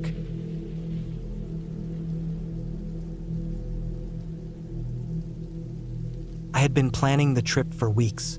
I wanted to get away from the noise, the screens, and the daily grind of work. I rented a small cabin in the woods, deep enough into the countryside that cell service would be weak and neighbors would be almost non-existent. I had read reviews online about the cabin. People said it was quiet, a bit run down, but safe. That was enough for me. I wanted silence. The drive out there took longer than I expected. The road wound through thick forests, and the closer I got, the fewer cars I saw. After the last gas station, I drove nearly an hour without seeing another vehicle. By the time I pulled onto the gravel driveway leading to the cabin, the sun was already low. The trees pressed in from both sides, and the sound of gravel crunching under my tires echoed unnaturally loud in the evening air. The cabin itself was small, built from rough logs that had darkened with age. The roof sagged slightly, and the porch leaned forward just a little, like it was tired of holding itself up. A single dusty window reflected the fading light. I parked the car to the side and got out, taking a long breath. The air smelled sharp and earthy, full of pine and damp soil. Inside, the cabin was even simpler than the pictures had shown. One main room with a wood stove in the corner, a small kitchen area with an old sink and a counter, and a narrow hall that led to a single bedroom. The furniture was worn but sturdy. A table with 2 chairs, a couch that looked as though it had been sat on 1,000 times, and a bed with a thin mattress. There was no TV, no radio, and no sign of modern comforts besides a single bare light bulb in the ceiling. I unpacked slowly, stacking canned food in the kitchen, setting my bag on the bed, and placing my flashlight on the table. I had brought extra batteries, matches, and a few candles just in case. The cabin had power, but the lines running this far out couldn't be very reliable. As the light outside dimmed, I went to the window and looked out. The trees swayed lightly, and the forest grew darker by the minute. The gravel road that had brought me here disappeared into the woods, and for the first time since leaving home, I felt the heavy weight of isolation. That night, I cooked a simple meal on a small gas burner I had brought. The stove in the cabin looked too old to trust, so I didn't bother with it. I ate in silence, listening to the faint ticking of the wood stove as it cooled and the occasional creak of the cabin settling. When I turned off the single bulb and lay down in the bedroom, the silence pressed against me. It wasn't the silence of the city at night, filled with distant sirens or traffic hum. It was absolute, broken only by the faint rustle of leaves outside and the distant cry of some bird. first, I found it peaceful. I lay there staring at the ceiling, thinking about how good it felt to be away from everything. But as the hours dragged on, I noticed how every tiny sound seemed sharper, louder. When the wind brushed against the side of the cabin, I could almost feel it through the thin walls. When a branch snapped outside, my heart kicked in my chest. I must have dozed off eventually, but I woke up sometime in the night. The room was cold, darker than I expected, and I realized the power was out. The bulb on the ceiling was dead, the clock on the wall blank. I reached for my flashlight and clicked it on, its narrow beam cutting through the dark. That was when I noticed it. The door to the cabin was not fully closed. I was sure I had locked it before going to bed. Now it was cracked open just an inch, moving slightly as if pushed by a draft. I froze. My first thought was that I had made a mistake, that I had simply been careless. But a second, colder thought followed. Someone had opened it. I got up slowly, flashlight in hand, and walked to the door. My socks made no sound against the wooden floor. I pushed the door closed and slid the bolt into place. The metal scraped loudly in the silence. My heart beat so hard I could feel it in my throat. I stood there for a long time, listening, trying to catch any hint of sound outside. But the woods were silent. Too silent. Not even the wind moved the trees now. I told myself it was nothing, just nerves and the unfamiliar place. I went back to bed, but sleep was impossible. Every creak of the cabin made me stiffen. I thought about who might be out here. Hunters? A drifter? Someone who knew the cabin was rented and decided to snoop? Hours passed. I watched the faint gray light of dawn creep into the room. The next day, I checked the cabin carefully. Nothing seemed out of place. My food was where I left it. My bag was undisturbed. There were no footprints on the porch, though the ground was hard and covered in pine needles, which might have hidden any trace. Still, the unease lingered. I decided to stay busy. I gathered wood, checked the small shed behind the cabin, and went for a short walk along the gravel road. The forest felt endless, the trees pressing in so close they swallowed the road after only a few bends. The quiet was heavy again, broken only by my footsteps and the occasional rustle in the underbrush. Back at the cabin, I ate lunch and tried to read, but I found myself glancing at the window every few minutes, as though expecting to see someone standing there. The memory of the open door gnawed at me. That night, I made sure the door was locked. I checked it 3 times before going to bed. I left the flashlight beside me and tried to relax. But again, I woke in the middle of the night. This time, it wasn't the cold or the power. It was a sound, a faint scraping coming from outside, near the window. I lay still, holding my breath, listening. The scraping came again, slow and deliberate, like something hard dragging across the wood. I sat up, grabbed the flashlight, and pointed it at the window. The beam reflected against the glass, showing only my own pale face staring back. The sound stopped. I waited. Minutes ticked by. My arm grew tired holding the light, but I didn't lower it. When nothing happened, I forced myself to lie back down, though I kept the flashlight in my grip. Sleep came in short bursts. Every time I drifted off, I jerked awake, certain I had heard something. The night felt endless. By morning, I was exhausted. I walked around the cabin, looking for signs. Near the window, the wood was scuffed, faint scratches running across it. My stomach tightened. Something or someone had been there. I wanted to believe it was an animal, maybe a raccoon, but the scratches were higher than most small animals could reach. And they were too straight, too deliberate. The day dragged by. I couldn't focus on anything. I kept imagining someone watching me from the woods. Every time the wind moved the trees, I thought I saw a figure. My nerves were stretched tight. That night, I stacked a chair against the door after locking it. I shut the curtains tight and kept the flashlight close.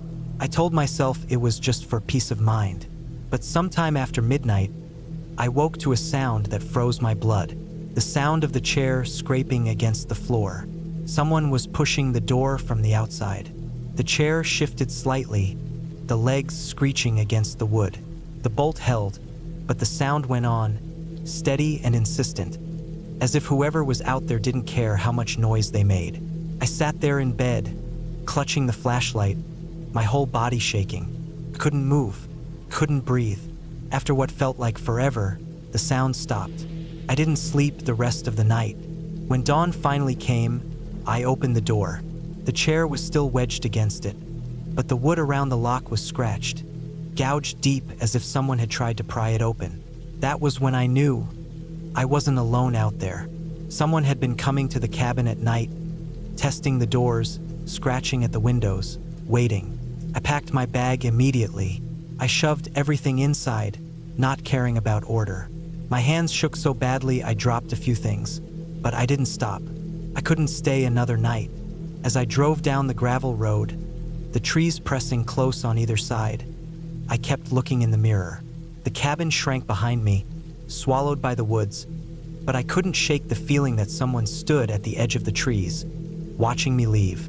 When I finally reached the main road and saw another car pass, my chest loosened for the first time in days. I didn't stop driving until I reached town. Later, I told myself I had imagined some of it. Maybe it was just an animal. Maybe the scratches were old. But deep down, I knew the truth. Someone had been out there, waiting in the dark, watching me through the windows, testing the locks, trying to get inside. And if I had stayed one more night, I don't think I would have made it out.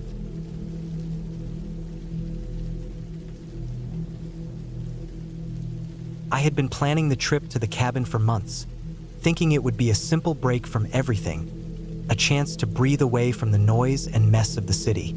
The cabin wasn't mine, but it belonged to an old friend who rarely used it anymore. He had said I could stay there whenever I wanted. It was tucked deep into the woods, a few hours' drive from the closest small town. The cabin sat near a frozen lake, and in winter the whole place looked like it had been buried in white silence. That was exactly what I wanted. Silence. The drive up had been long. The roads narrowed as I went deeper into the woods, winding between pine trees heavy with snow. My tires crunched over packed ice, and my windshield wipers pushed off clumps of falling snow that never seemed to stop. By the time I reached the old turnoff onto the narrow dirt path that led to the cabin, daylight was already thin. The trail hadn't been cleared in a while, and my car jolted over ruts and frozen ridges until the trees finally opened up to reveal the cabin. It was a small wooden place, dark logs with a pitched roof, half buried in snowdrifts. The chimney leaned a little, but smoke could still go up if I got the wood stove going. I parked close, grabbed the bags from the trunk, and trudged through the snow to the door. The air was sharp in my nose, burning with the cold. The sky was gray and heavy. My boots sank deep with every step, and the snow came up past my shins. When I finally got the door open, the first breath inside smelled like old wood, dust, and faint ash from the stove that hadn't been lit in a long time. The first hour was all work. I stacked firewood inside, got the stove lit, unpacked the food I had brought, checked the shutters, and made sure everything was in place. The inside of the cabin was plain. One small kitchen corner, a table with 2 chairs, a short couch, and a single bedroom in the back with a thin mattress. There was no electricity, only a couple of old oil lamps. I had brought batteries and a lantern along with a radio just in case. Once the fire started to spread warmth, I sat by it and listened to the groan of the wind outside. Snow hit the cabin walls with soft thuds. The roof creaked once in a while, heavy under the weight. I thought about how quiet it was compared to the city. There were no cars, no people, no phones ringing, no constant hum of traffic. Just wind, snow, and the slow crack of burning wood. I thought I would sleep well that night. The first night passed without much trouble. I woke once in the dark because of a noise outside. At first I thought it was just the shifting snow or a branch snapping under the cold. It was the kind of sharp crack that echoed in the stillness. I held my breath and listened for a while, but nothing followed, so I rolled over and went back to sleep. The second day was colder. I tried to go for a walk toward the lake, but the snow was too deep. My legs sank to the knees every time I took a step. The lake was frozen solid and covered with drifts. Everything around me looked empty and endless. I returned to the cabin, warmed up by the fire, and spent the rest of the day reading and cooking simple meals. It was calm, exactly what I had wanted. But that night, the noise came again. It was later, sometime after I had blown out the lantern and left only the orange glow of the stove to flicker across the walls. I was lying in bed when I heard it. First, it was faint, a scrape, then a crunch. My mind pictured footsteps in the snow outside. I told myself it was probably just falling ice from the roof, or maybe an animal passing through. But the longer I lay there, the more I noticed a pattern. It wasn't random. It sounded like someone walking slowly around the cabin. The snow crunched, then silence, then another crunch. I stared at the ceiling, every muscle tight. The sound circled, around the cabin, then closer. I heard something against the wall, like a hand sliding across the logs. I sat up, heart hammering in my chest. My breath felt too loud. I reached for the lantern but stopped. I didn't want light spilling out the windows. I didn't want whoever was out there to know I was awake. The sound lasted for maybe 10 minutes. Then it faded. I lay back down but didn't sleep for the rest of the night. In the morning, I stepped outside to look. My boots sank deep, but I pushed forward and circled the cabin. My stomach twisted when I saw the prints. They weren't animal tracks. They were boot prints. Human. They came from the tree line, circled the cabin more than once, and then disappeared back into the woods. I stood there in the freezing air, staring at them, my hands shaking inside my gloves. I had no neighbors close by, no reason for anyone to be out here. The prints weren't mine. I had gone the opposite direction the day before, toward the lake. These were fresh, clear, sharp around the edges. I went back inside and locked the door. The lock was old, just a simple latch, but it was all I had. The day felt longer after that. I tried to distract myself with chores, but I kept thinking about the prints. Someone had been out there, circling me in the dark, watching the cabin. The thought sank heavy in my chest. Every creak of the cabin, every shift of the wind against the shutters, made me tense up. That night, I stoked the stove hotter than usual and stayed up late, sitting in the chair with the lantern dim. I listened. Hours passed. The fire sank low. My eyes grew heavy. Then it came again. Footsteps. Slow. Careful. Circling. But this time, it didn't stop. The sound came right up to the door. I held my breath. The handle rattled. Not strong, but a soft test. A push. Then silence. I sat frozen, heart pounding so hard it made my chest ache. My mind raced with what to do. I had no phone service, no way to call anyone. My car was half buried in snow by now, and the storm had picked up again. I thought about grabbing the axe from the woodpile inside, and I did. I carried it back to the chair and sat gripping it tight, staring at the door. The rattling didn't come back, but I didn't sleep. When daylight came, I opened the door slowly and looked again. More prints, closer this time, right up to the door. Deep impressions from someone standing there for a while. My chest felt hollow when I saw them. The next 3 days were the longest I had ever lived.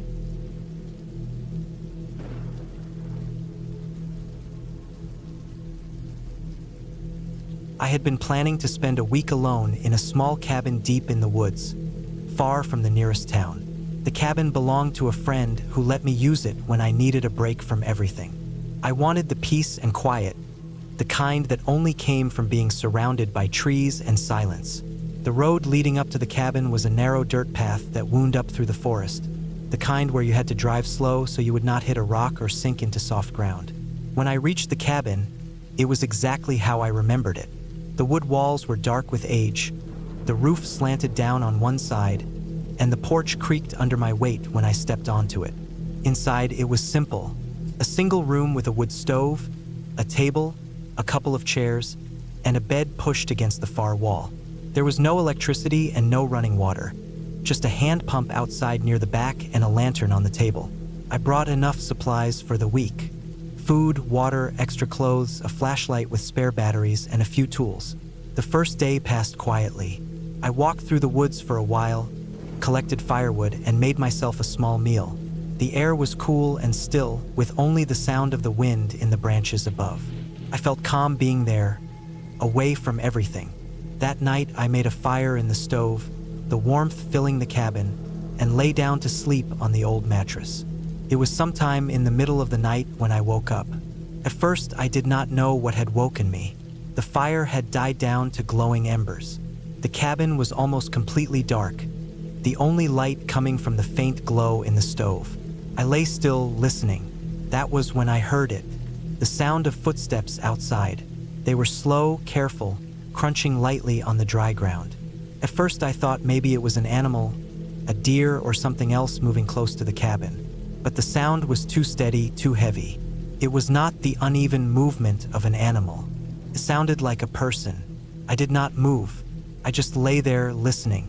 The footsteps circled the cabin slowly, as if whoever it was walking around the outside. The boards of the porch creaked as weight settled on them.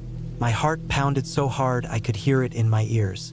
The sound stopped after a while, and I lay there waiting for more. Minutes passed, and everything was silent again. I told myself it could have been anything. Maybe some hiker got lost and came across the cabin. Maybe it was nothing at all and I only dreamed it. But the fear stayed with me. I barely slept for the rest of the night. The next morning I went outside and looked around. The ground was covered with leaves and pine needles. But near the porch I saw clear prints pressed into the dirt. They were shoe prints. Someone had been out there walking around. I felt uneasy the whole day. I kept looking into the trees, half expecting to see someone watching me. I stayed closer to the cabin, collected more wood, and kept busy to push away the feeling. By evening, I tried to tell myself it was nothing serious. Maybe someone wandered by and left. Still, I made sure the lantern was filled and the flashlight was close by before I went to bed. That night, it happened again. I woke to the sound of the porch creaking. This time, it was not just footsteps circling. I heard the door handle move, the metal clinking softly in the quiet night. Someone was trying the door. My chest tightened as I lay frozen in bed. The door was locked, but the sound of the handle twisting made my throat dry. After a few moments, the sound stopped. Then I heard the footsteps again, moving away. I did not sleep after that. I sat up with the lantern burning, listening for any sound. The woods outside seemed endless, and the cabin felt too small, too fragile. When the gray light of morning finally came, I felt drained. I walked around again outside. More footprints, this time closer to the door, pressed deep into the dirt where someone had stood.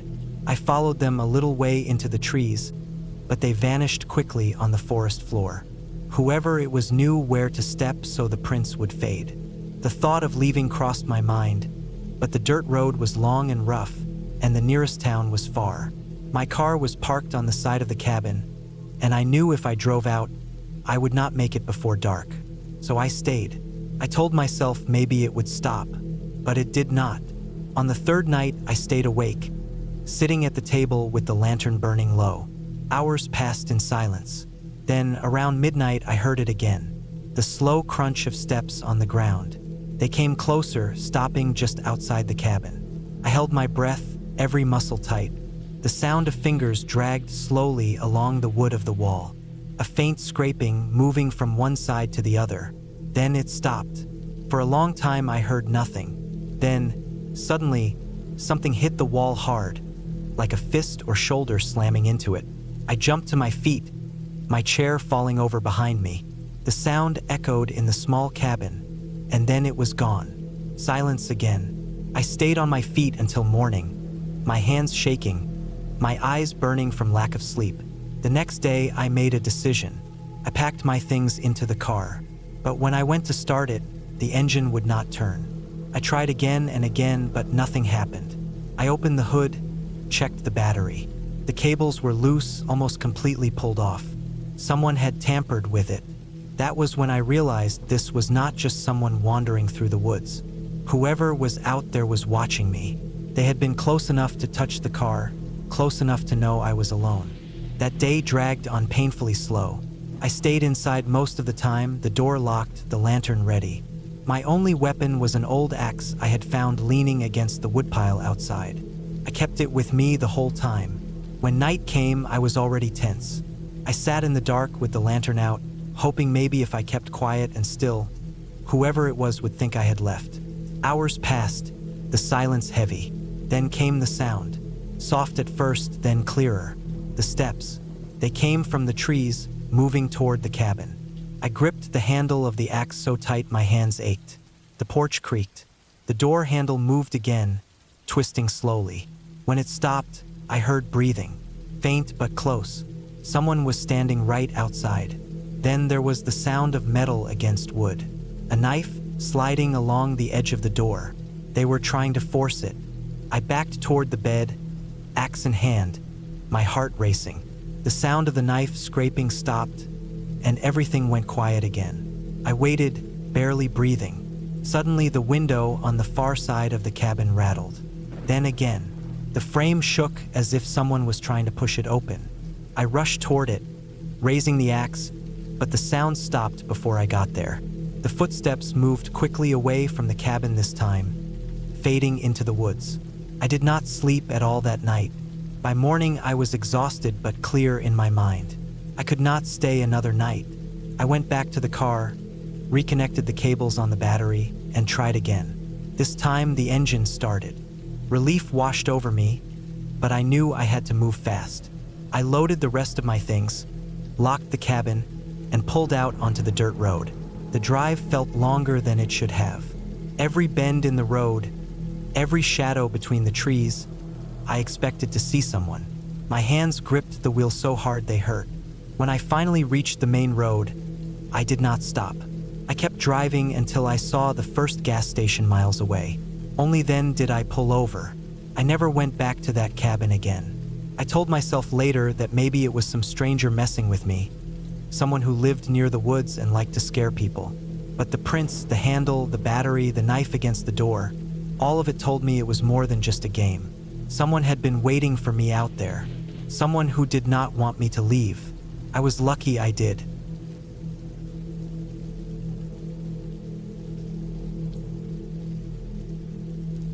I had been wanting some time away from everything for months, maybe even years, and when I finally got the chance, I decided to head up north and stay in a small cabin deep in the woods.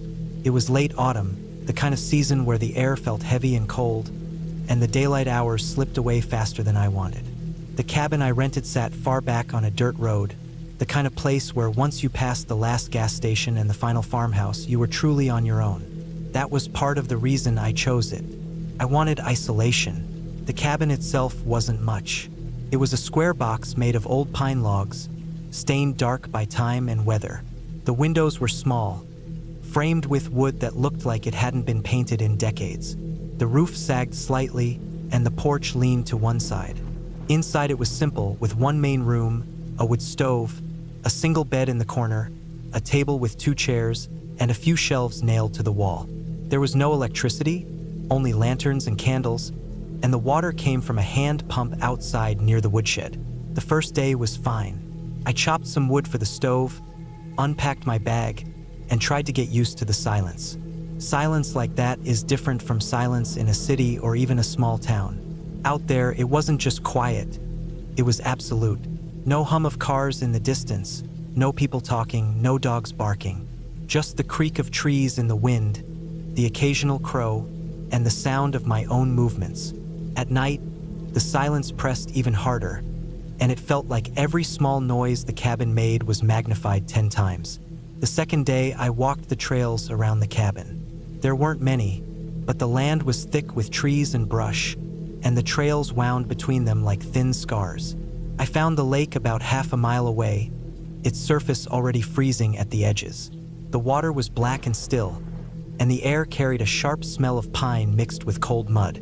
That night, as I sat by the wood stove, I noticed how the shadows from the fire seemed to move more than they should. The cabin popped and cracked as it settled in the cold, and sometimes it sounded like footsteps outside, though I knew it was just branches snapping. At least I thought it was. By the third night, things started to feel different. I had gone out to pump water, and as I filled the metal bucket, I got the sensation that something was behind me. Not close, but back near the treeline. When I turned, I saw nothing, just the dark woods stretching away. Still, the feeling was strong enough that I carried the water inside faster than usual and made sure the door was locked. I reminded myself I was alone, But being alone out there also meant if something did happen, there was nobody to help. On the fourth night, I woke up to a noise. At first, I thought it was part of a dream, but when I sat up, the sound was still there. It was faint but steady, like the crunch of footsteps on leaves. My chest tightened, and I held my breath. The sound stopped. I sat in bed for a long time, staring into the dark, listening to my own heartbeat thumping in my ears. I told myself it could have been a deer or some other animal.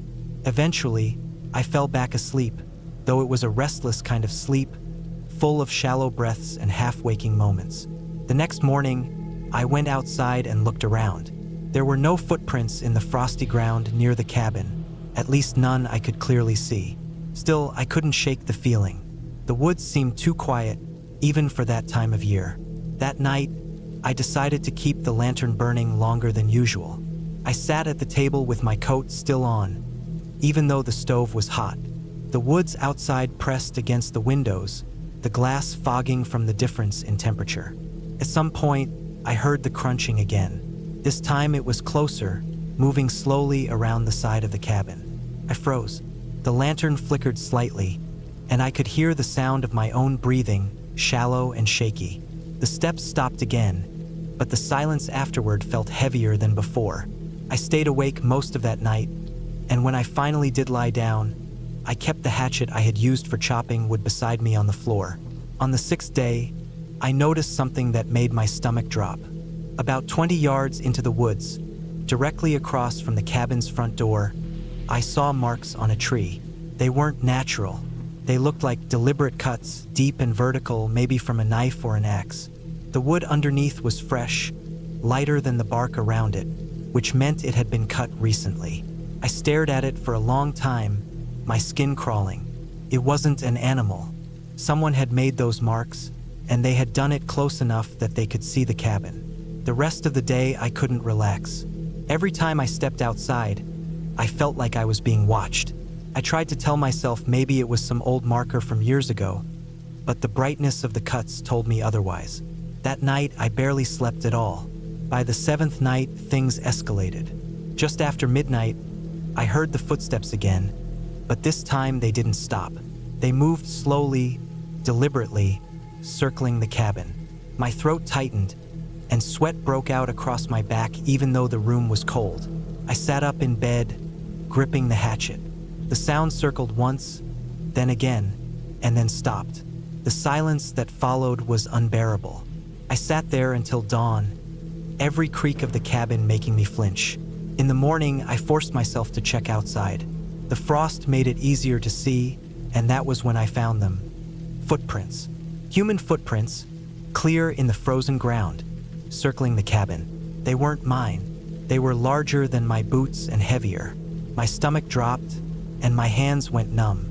Someone had been out there, walking around the cabin in the middle of the night while I was inside. At that point, I knew I had to leave, but the problem was the road. The dirt path that led out was long and rough, and my truck had been parked more than a quarter mile down because the ground near the cabin was too soft. That meant if I wanted to get out, I would have to walk to the truck first. And if whoever was out there was watching me, they would see. I spent the whole 8th day preparing. I packed my bag, stacked wood inside the cabin to make it look like I might still be there, and waited for night to fall. My plan was to leave early, before sunrise, hoping the darkness would cover me. That night, I barely moved. I sat in the corner with the hatchet, listening. Around 2 in the morning, I heard the steps again. This time, they didn't just circle. They came right up to the door. The wood creaked under the weight, and the handle rattled. My heart nearly stopped. I held my breath, gripping the hatchet so tightly my hands ached. The handle stopped rattling after a few seconds, but the silence that followed was worse. I couldn't bring myself to look at the window, afraid I'd see a face staring back. When dawn finally came, I was shaking from exhaustion. I knew I couldn't wait any longer. I stuffed the last of my things into my bag, grabbed the hatchet, and stepped outside. The air was icy, burning my lungs. I didn't look back at the cabin. I just walked, fast and steady, toward where I had left the truck. Every step I expected to hear footsteps behind me, but the woods were silent. When I finally saw the truck through the trees, relief flooded me, but it didn't last. The driver's side door was open. I froze where I stood, my throat dry. The truck had been locked. I remembered clearly. Now the door was hanging open, and the inside looked disturbed, as if someone had been sitting there. My stomach twisted. I didn't know what to do, but standing there was worse. I forced myself forward, checking the back seat, the ground around it. No one was there, but the fact that someone had been in my truck meant they knew I was leaving. I started the engine with shaking hands and backed out onto the dirt path. As I drove away, I glanced in the mirror, half expecting to see someone step out of the trees. The woods stayed empty, but I couldn't shake the feeling that I was being watched until I finally hit the paved road miles later. I never went back for the rest of my things in that cabin. I left it all behind. Even now, when I think about it, the detail that sticks with me the most is the footprints circling the cabin. Someone had been out there for nights, watching, waiting, and I still don't know why.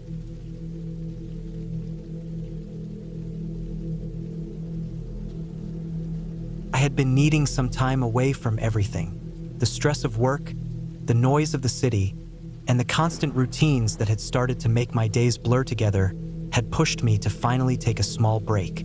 I didn't have much money to spend, but I found an old rental listing online for a small cabin about 2 hours from where I lived. It wasn't advertised as a tourist spot. In fact, the description was simple, almost too simple. Just a place with no neighbors, basic furniture, and surrounded by thick woods. That was enough for me. I drove up on a Friday afternoon in late fall. The air was already colder than in the city, and the trees that lined the narrow road leading to the cabin had mostly shed their leaves.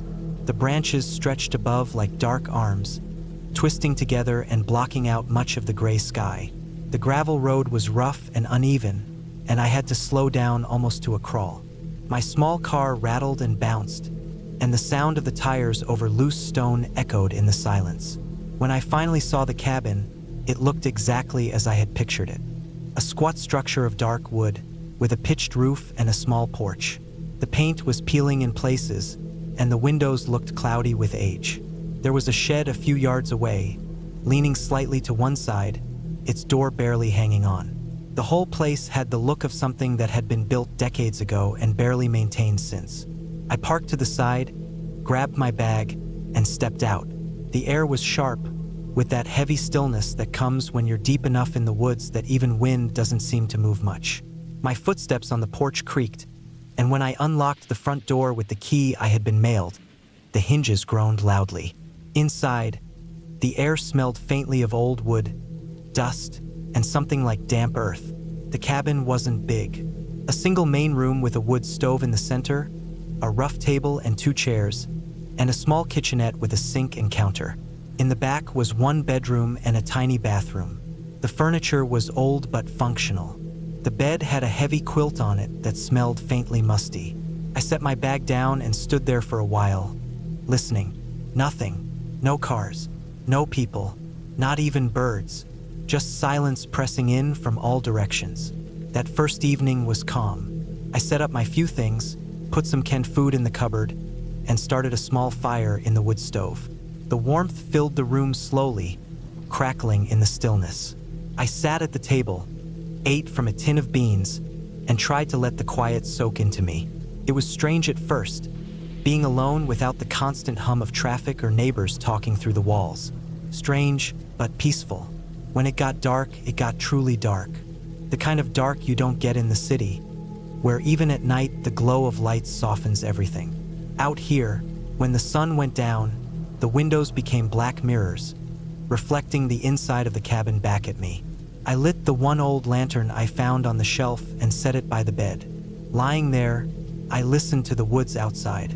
The cabin popped and shifted with the change in temperature. I thought I heard something once or twice.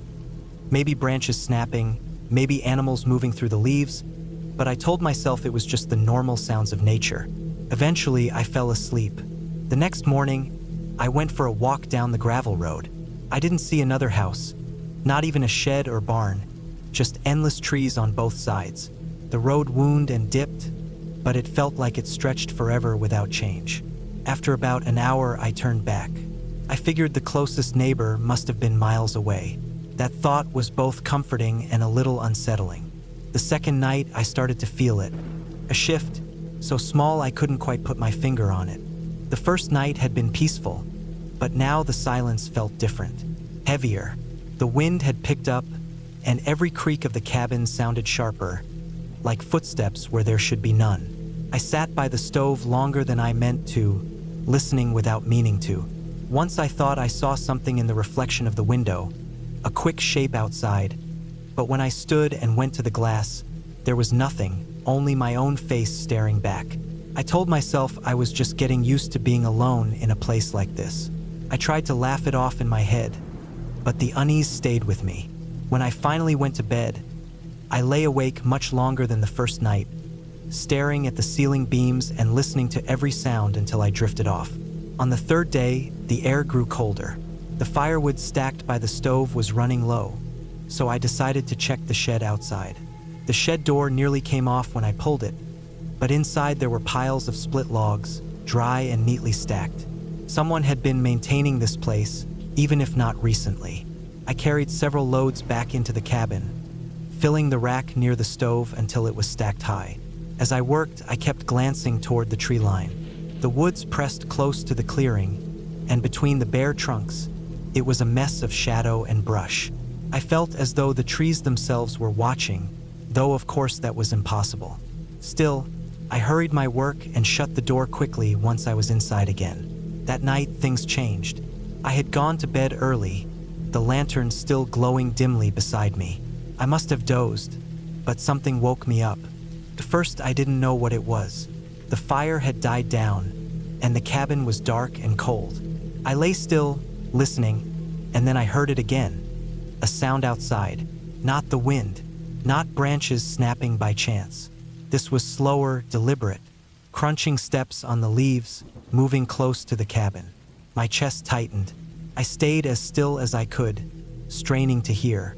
The steps circled slowly, crunching and pausing, then moving again. Once they came close enough that I swore I could feel the vibration through the floorboards.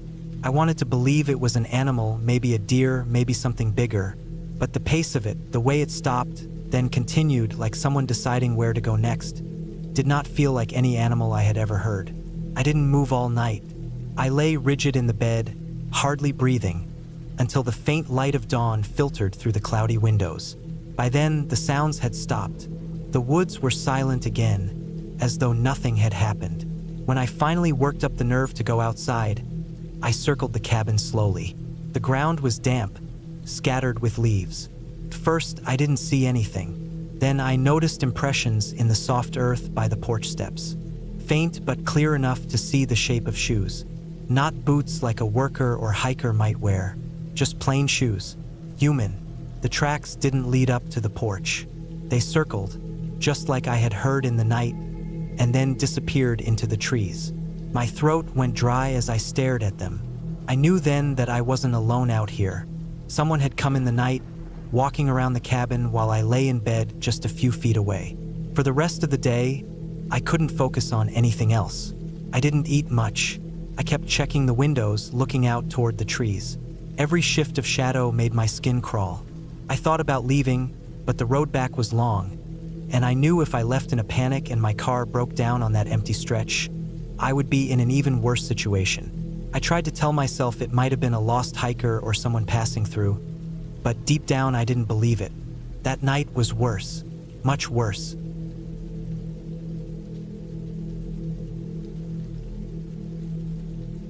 It was supposed to be a quiet weekend. I wanted a place where I could shut out the noise of work, the endless buzz of my phone, and the constant pull of people asking me for something. The cabin seemed perfect. I found it online through a listing that promised total isolation. No neighbors, no cell service, and nothing but woods, water, and silence. The photos made it look like the kind of place people go when they want to breathe again. A small wooden structure, one floor, a porch that looked out over a clearing, and a narrow gravel road that cut deep into the trees until it disappeared. The drive took most of the afternoon. By the time I reached the gravel road that led to the cabin, The sun was low and the trees on either side of me blocked most of the light. I had not seen another car for more than an hour, and the deeper I went down that road, the less it felt like a road at all. It narrowed so much that branches scraped against the sides of my car, and there were stretches where I wondered if I had made a wrong turn. The listing had said the place was about 4 miles off the main road. Those 4 miles felt much longer. When the cabin finally came into view, I felt both relief and unease. Relief because I had found it, unease because of how quiet it was. The cabin stood in the middle of a small clearing, trees crowding right up to the edge. There was no sound of traffic, no houses, no people, just the wind moving through the branches. Even the birds seemed muted. The place looked exactly like the pictures: dark brown logs, a green tin roof, a porch with 2 wooden chairs. There was a shed a little ways back, almost hidden behind the trees. I parked in the dirt patch beside it and killed the engine. The silence that followed felt heavy, like someone had laid a blanket over everything. I sat there for a while, staring at the cabin, half expecting someone to step out onto the porch. Of course, no one did. It was just me. I grabbed my bags, walked up the steps, and unlocked the door with the code the owner had sent me. The inside smelled like old wood and dust. It was simple but decent. One main room with a couch, a small kitchen area, a table, and a door leading to a single bedroom.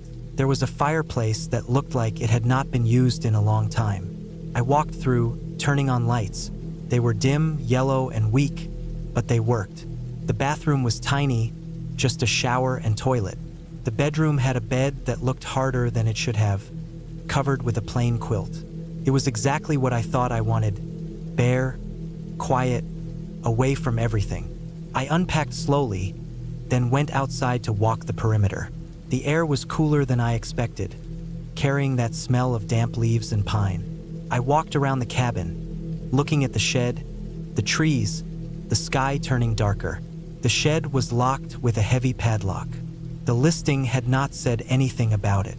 I figured it was just storage for tools or supplies. By the time I went back inside, the sun was gone and the clearing was already dark. I fixed something to eat, sat at the table, and tried to enjoy the silence. But silence can feel different depending on how you listen to it. First, it felt calm. Then, the longer I sat there, the more I noticed little things. The creak of the wood, the faint hum of the fridge, and beyond that, the stillness outside. That first night, I went to bed early. I thought the quiet would help me sleep, but it didn't. The mattress was stiff, the quilt smelled faintly of mildew, and the room felt too still. Around midnight, I woke up for no reason and lay there, staring at the dark ceiling. That was when I realized I could hear something faint outside. Not close, not distinct, but something. A sound like leaves being stepped on. Came in short bursts, then stopped. I held my breath and listened harder. After a minute, there was nothing, just the silence again. I told myself it was an animal. It had to be. The cabin was surrounded by woods. Deer, raccoons, whatever else lived out here. I eventually fell back asleep, but not deeply. The next morning, I went outside to walk again. The clearing looked harmless in daylight, the trees bright with sunlight, the air cool and clean. I circled the cabin, half expecting to see tracks. The dirt around the cabin was mostly undisturbed, except for a few marks near the edge of the trees. They could have been from deer. They looked like hooves, maybe. I convinced myself that was all it was. The day passed slowly. I read, I sat on the porch, I wrote in a notebook I had brought. The silence that had felt strange at night was easier in the day. I even started to feel like I could relax here. By the time the sun dipped low again, I was almost comfortable. But night changes everything in a place like that. When it got dark, it got completely dark. The woods around the clearing swallowed the cabin whole, and the little yellow lights inside felt weak against it. I locked the door, pulled the curtains shut, and tried to ignore how exposed the place felt. That night, it happened again. I woke in the middle of the night. No sound inside, but faint noise outside. First, it was just a snap like a branch breaking. Then silence. Then, a little while later, the crunch of leaves. Slow, uneven, not constant, not steady, like something was moving, then stopping, moving again. My chest felt tight as I lay there in bed, staring at the dark window. I told myself again it was an animal, but this time I wasn't as sure. The steps sounded spaced apart, not like 4 legs scurrying, but like 2 legs walking. I stayed awake, listening, until it faded. I don't know how long I stayed that way, but eventually, I must have drifted off. The next morning, I checked again. I walked the edge of the clearing, heart pounding. This time, I found something that made me stop. In the dirt near the tree line, just barely pressed into the soft ground, was a footprint. Not clear, not deep, but enough. Human, barefoot, longer than mine. I froze, staring at it, feeling the hair rise on my arms. I stood there a long time, staring at the print. My mind went through every explanation. Maybe someone else came through here sometimes. Maybe a hiker had wandered close. Maybe the owner had walked through before. But the print looked fresh, and it hadn't been there the day before. I walked back to the cabin slowly, every part of me alert. I locked the door and sat at the table, staring at the woods through the window. I'll stop here for a moment because this is only the beginning. The full story needs to stretch past 7,000 words with detailed descriptions of each night, each discovery, how fear builds, how I try to rationalize, and finally how the situation ends in a clear, grounded, realistic way.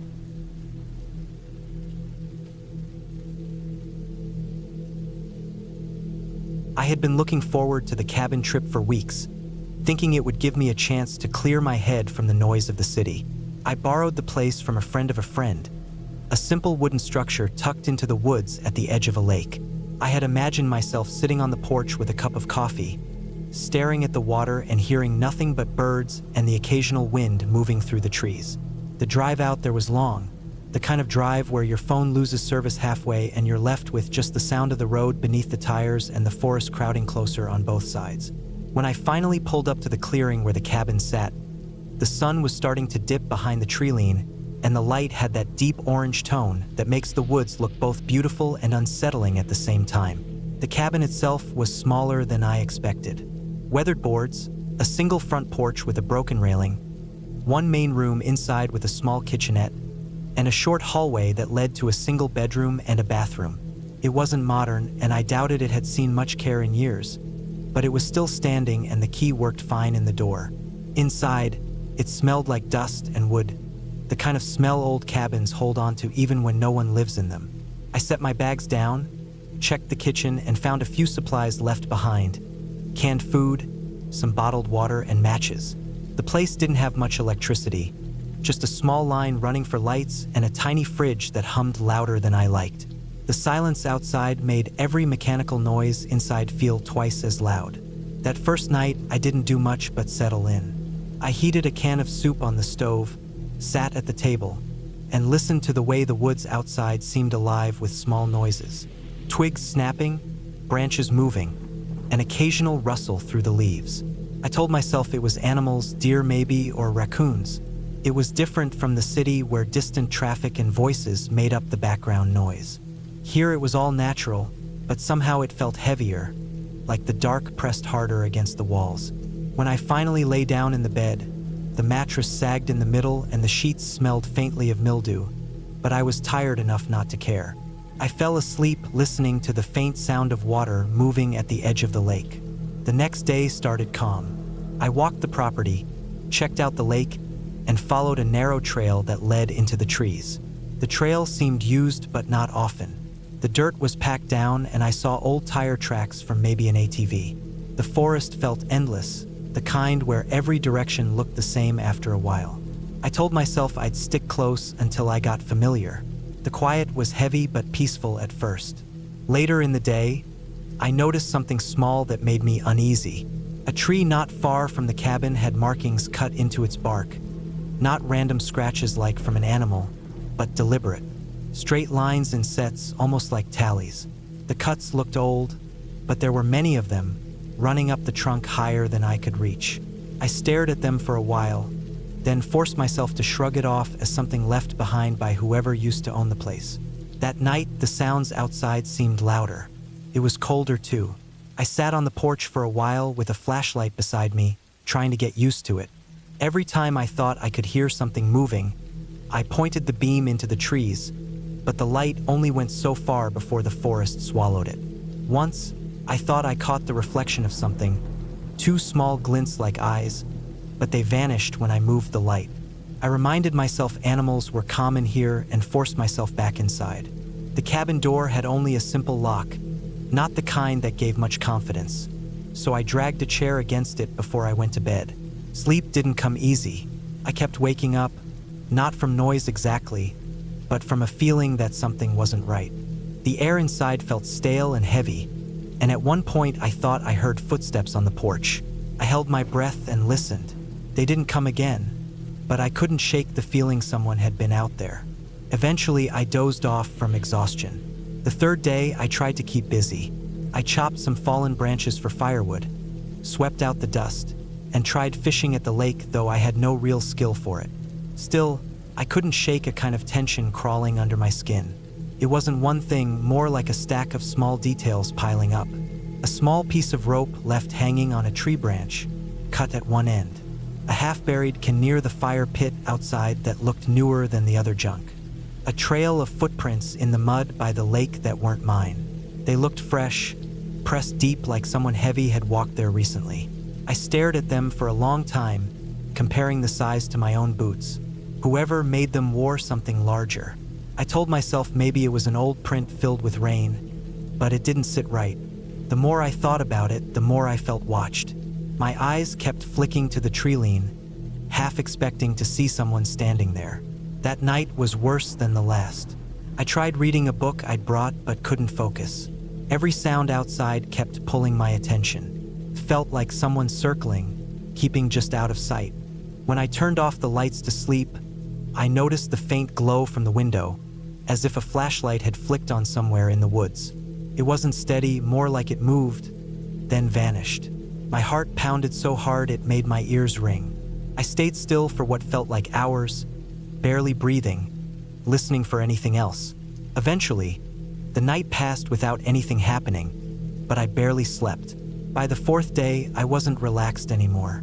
The cabin felt less like a retreat and more like a box. I checked my phone again and confirmed there was no service at all. I thought about driving back, but the idea of admitting I was spooked by noises in the woods made me stubborn. I told myself I'd stay at least through the week. To shake the feeling, I went for a long walk on the trail, further this time. After about an hour, I found something that froze me in place. A campsite, but not a normal one. It looked abandoned in a rush. Tent collapsed, sleeping bag half out, trash scattered. What unsettled me most was the fire pit.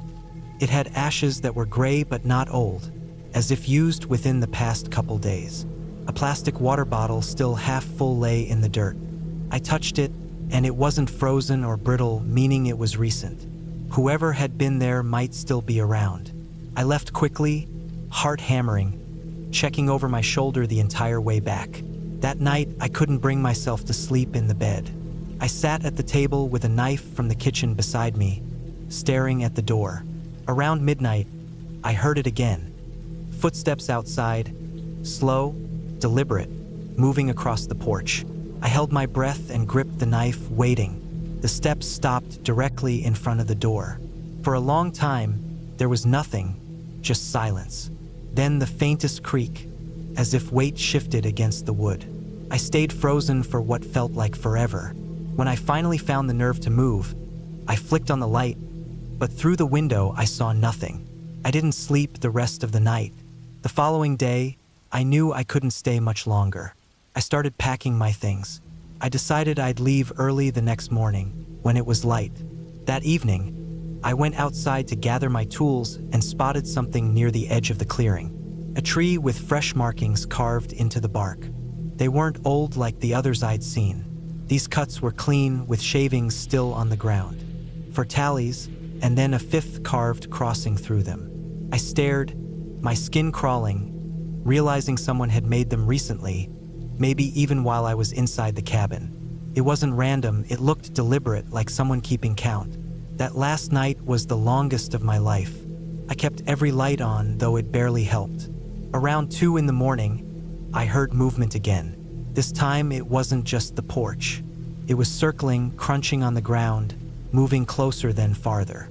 At one point, something brushed against the side wall with a scraping sound. My heart raced so fast I felt dizzy. I held the knife again, every muscle tense. Hours dragged by, and the noises only stopped when the first light of dawn touched the windows.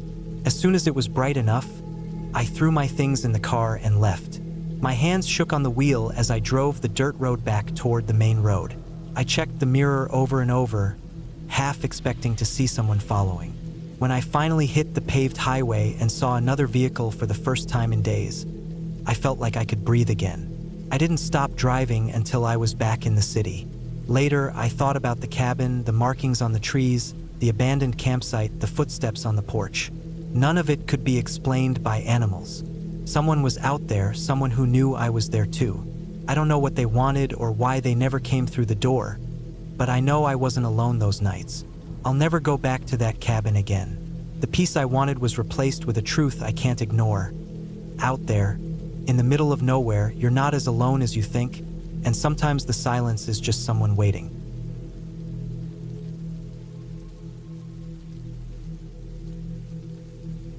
I had decided to spend a few days alone in a small cabin deep in the woods. The cabin wasn't mine, but I had rented it from a man who owned several properties in the mountains. I wanted a break from noise, from work, and from the city. I wanted silence, fresh air, and time to clear my head. The place was far from any town, and the nearest road ended almost a mile away from the cabin. I had to park my truck in a small clearing and walk the last stretch with my backpack and supplies. The cabin was old but solid. It was built from thick logs, darkened with age and weather. The roof was metal and slanted, patched in a few places, but it didn't look like it leaked.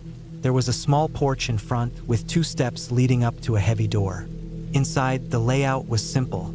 A single main room with a wood stove, a small kitchen area with a propane burner and a sink connected to a hand pump, a narrow hallway, and a single bedroom with a creaky wooden bed. There was also a small storage closet with tools and some shelves for food. When I first arrived, everything seemed fine. The air smelled like pine and damp earth. The cabin smelled of old wood and dust. I opened the windows for a while to let some fresh air in. I set my things down, unpacked some food, and checked the place carefully.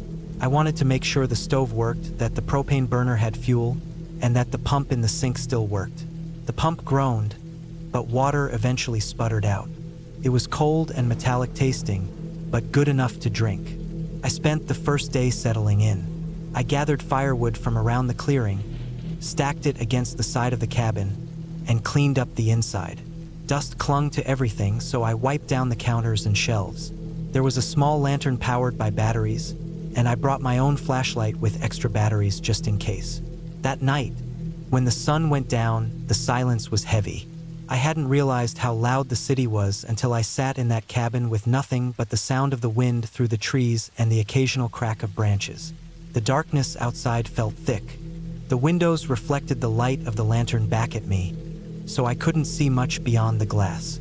It was strange, sitting there and knowing that anything could be moving just beyond the tree line and I would have no way of seeing it. The first night was calm. I slept on the bed, which creaked with every small movement, and pulled the old quilt over myself. The air was cold, but the fire in the stove kept the cabin warm enough. The second day, I decided to explore a little. I followed a rough trail downhill from the cabin, which eventually led to a small stream. The water was clear, and I could hear it rushing over the rocks long before I saw it. I sat there for a while, listening. It was peaceful. I didn't see anyone, not even a trace of another person. But that afternoon, when I came back, something small caught my attention. The stack of firewood I had made the day before looked different. Some of the pieces on the top were out of place, like they had been shifted. At first, I thought maybe an animal had knocked into it, but it seemed strange. The pieces weren't scattered, they were just slightly moved. I told myself not to overthink it. Maybe I had stacked them unevenly. That night, the cabin felt colder. The wind picked up outside, and I heard branches scraping against the roof. I got up once in the middle of the night to add wood to the stove, and when I looked toward the window, I thought I saw something. Faint movement, a dark outline just outside the glass. I froze for a long moment, staring. My heart pounded, but the reflection of the firelight made it hard to see clearly. And when I finally forced myself to step closer, there was nothing, just trees and blackness. I told myself it was my mind playing tricks in the reflection. The third day, I noticed something else. On the porch, near the steps, I saw boot prints. They were faint, but clear enough in the dirt. They weren't mine. My boots had a different tread pattern. These were larger and heavier, pressed deeper into the soil. The ground was still damp from rain earlier in the week, so the prints couldn't have been old. Someone had been there recently. I felt a tightness in my chest as I stood there staring at them. I looked around the trees, half expecting to see someone standing there watching me. But everything was still. The woods were silent except for the wind. I walked a slow circle around the cabin, scanning the ground. I found 2 more prints near the back wall, close to the bedroom window. That night, I couldn't sleep. Every sound made me sit up in bed. The wind through the trees, the creak of the cabin settling, the distant howl of some animal. My mind kept going back to those prints. I had locked the door, checked the windows, and placed a heavy chair against the door just in case. But it didn't help much. I felt exposed. At some point during the night, I heard something against the wall. A slow, dragging sound, like fabric or a hand brushing across the wood. I held my breath and listened. The fire in the stove had burned low, and the room was dim. My eyes felt wide and dry as I stared at the ceiling, listening to that sound slide along the wall. Then it stopped. In the morning, I forced myself to go outside and look. I didn't want to, but I knew I had to. I circled the cabin again. On the dirt near the wall, I saw more prints. Clearer this time. Someone had been there during the night. They had walked along the side of the cabin, close enough to touch it. I looked at the wall itself, and I swear I saw faint smudges, like the grease of a handprint dragged along the logs. I didn't know what to do. The cabin had no phone, no electricity, no signal. My truck was almost a mile away. I thought about leaving right then, but a strange stubbornness kept me there. Maybe I didn't want to admit how afraid I was. Maybe I thought if I just stayed through the trip, nothing more would happen. That day, I stayed close to the cabin. I didn't wander far. I kept checking the tree line, listening for sounds. Everything felt wrong now. The silence no longer felt peaceful. It felt heavy, as if it was holding something back. I kept imagining eyes watching me from the trees. When night came again, I decided not to sleep in the bed. I rolled my blanket out near the stove, where I could see both the door and the front window. I kept the lantern low, just enough light to see by. I didn't let the fire die this time. I sat awake for hours, listening. Around midnight, I heard it again. Footsteps, slow, deliberate, crunching on the soil outside. They circled the cabin. I sat frozen, every muscle tense, barely breathing. The steps paused near the window, and I thought I saw a shadow shift just beyond the glass. I gripped the handle of the hatchet I had taken from the closet and waited. The steps moved again around toward the back. I didn't sleep at all. By morning, I felt drained, my eyes burning. I went outside after the sun came up, and the prints were everywhere. Around the cabin, by the steps, even leading toward the woods. Some of them looked fresh, pressed deep, the edges still damp. That was the moment I decided to leave. I packed quickly, stuffing my things into my backpack without care. I doused the stove, locked the cabin, and set off down the trail. The woods felt different now, closer, darker, even in daylight. I kept glancing over my shoulder, certain I would see someone following. When I reached the clearing where my truck was parked, my stomach dropped. The driver's side door was open. I knew I had locked it. My heart raced as I approached slowly, scanning the trees. The truck looked wrong. The seat had been pushed back, and the glove box was open. Things from the glove box were scattered across the floor: maps, a flashlight, a small first aid kit. Nothing was missing that I could tell, but someone had definitely been inside. I climbed in, slammed the door, and locked it. My hands shook as I jammed the key into the ignition and turned it. The engine started, and I pulled out fast, gravel crunching under the tires. I didn't look back at the woods. I drove straight back to town, not stopping for anything. When I finally reached a gas station on the edge of the highway, I pulled over and just sat there. My hands were stiff on the steering wheel, my throat dry. I thought about calling the police, but what would I even say? That someone had walked around the cabin? That they had touched my truck? There was no proof, nothing concrete. But I know what I felt. Someone had been out there watching me. Someone had come close to the cabin at night, close enough to touch the walls, close enough to leave prints outside the bedroom window. Someone had gone through my truck while I was alone in the woods, with no way to call for help. I never went back to that cabin. Even now, when I think about it, I picture the smudge on the wall, the slow drag of something moving against the logs in the dark, and the heavy prints in the dirt circling the place where I slept. The woods can hide anyone, and when you're alone out there, you never really know who might be watching.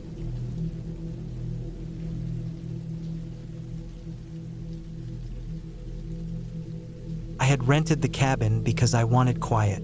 That was the whole point of being out there. Away from noise, away from work, away from neighbors. It was late fall, when the days felt shorter than they should and the woods seemed a little more hollow. The kind of season where you could feel the emptiness pressing around you. The cabin was small, nothing fancy, just a wooden box tucked between tall pines, with a little porch out front and a single gravel driveway that stretched out like a scar through the trees until it connected with the narrow county road. It had one bedroom, a tiny bathroom, and a living space with a wood stove. I thought it would be the perfect place to clear my head. The first day was fine. I unloaded my things from the truck, stacked the groceries in the fridge, folded the extra blankets at the foot of the bed. The air was colder than I expected, so I chopped some wood from the stack outside and fed the stove until the place warmed up. It was quiet, almost too quiet, but I told myself that was what I came for. I could hear the occasional creak of the walls adjusting to the chill, the distant sound of branches shifting in the wind. It was normal, I told myself. That night, I sat at the small wooden table with a book. I remember noticing how dark the windows looked when the sun dropped. Out in the city, windows glow against the night. Out here, they turned into black mirrors. Every time I looked up, I saw myself staring back, and beyond that, nothing, just black. It made me uneasy. I shut the curtains sooner than I normally would have. I fell asleep quickly that night, bundled under thick blankets, the stove popping softly as it burned down. I thought I would sleep deeply, but at some point in the night I woke up. Not from a dream, not from thirst, just awake. It was silent, too silent, and the kind of silence that made me feel like something was holding its breath. I lay still, listening. I thought I heard a sound outside, faint, like gravel crunching under weight. My first thought was a deer, maybe a raccoon. But then it came again, slower this time, deliberate. Gravel under boots. I held still, telling myself it was my imagination. The cabin was old. It creaked. The woods carried sounds in strange ways. But then I heard the porch boards groan. That was not an animal. That was weight. Human weight. I didn't move for what felt like an hour, though it was probably seconds. I strained to hear. Nothing came after it. No knock, no voice, no more steps. Just the wind brushing the trees. Eventually, I convinced myself it could have been anything. Maybe the wood expanding from the stove's heat, maybe the wind pushing against the porch.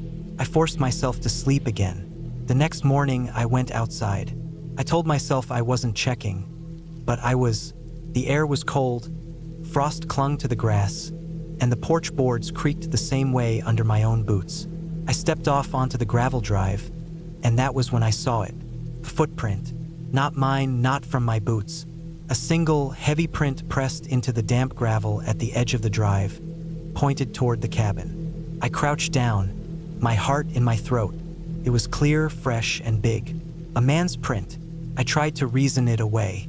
Maybe the cabin owner had come by before I arrived. Maybe it was old and had held its shape. But I knew it wasn't old. The edges were sharp, not weathered. The rest of the day, I couldn't shake it. I went about splitting more wood, making breakfast, trying to read, but I felt eyes on me every time I stepped outside. I kept looking at the tree line, expecting to see someone. The woods just stood there, still and indifferent. That night, I checked the locks 3 times. The cabin had an old sliding bolt on the front door, a flimsy chain on the back. The windows had latches, but they didn't feel strong. I closed every curtain tight. When I finally got into bed, I kept the lamp on for longer than I needed, then shut it off and listened to the stove burn down again. I woke up in the night to another sound. This time, it wasn't gravel. It was softer, slower, the unmistakable sound of a doorknob being tested. A faint rattle. The hair stood up on the back of my neck. Someone was at the back door. I didn't move. I held my breath. The rattle stopped. Then silence. I lay awake until dawn, muscles stiff from not moving. When morning came, I checked. The chain was still in place. The door was shut, but outside, the frost on the back steps was disturbed. A clear boot mark melted into it, fresh. That day, I kept the axe closer. I propped it near the door, carried it when I stepped outside. I scanned the woods constantly, waiting for a flash of movement. There was nothing. No cars on the road, no neighbors, no hunters. Just me and whoever had been there. By late afternoon, I was shaking from nerves. I decided I would leave in the morning. I told myself one more night, then I'd pack up and drive out. The sun dropped fast, as it always did in those woods, and I lit the oil lamp early. I sat at the table again, but I couldn't focus on a book this time. My eyes kept darting to the windows. It was sometime after midnight when the sound came. Not at the door this time, at the window, the faint scrape of a finger along the glass. I froze in bed, every muscle locked. The scrape came again, slow, deliberate, like someone was testing, waiting. My heart pounded so hard I thought it would give me away. I didn't move until the sound stopped. Then I lay awake, every sense screaming, waiting for it to return. Didn't, but I knew. He was out there, watching. The hours dragged until dawn. When the first gray light came through the curtains, I got up and started packing. I didn't care about breakfast, didn't care about the fire. I shoved everything into bags, loaded the truck fast. My hands shook the whole time. When I stepped out to close the cabin door, I glanced at the window where I'd heard the scrape. That was when I saw it. Pressed against the glass, clear as day in the frost, was the print of a hand. Large, spread wide, the fingers long. I locked the cabin door out of habit, though it didn't matter anymore. I climbed into the truck, started it, and didn't look back until the cabin was just a shape through the trees. My chest didn't loosen until I hit the county road. I never went back. I never asked the owner about it. I knew what I'd heard, what I'd seen. Someone had been there. Someone who didn't knock, didn't speak, didn't try the obvious way in. Someone who only watched, tested, and waited. If I'd stayed one more night, I don't know what would have happened. I just know I wouldn't have liked the ending.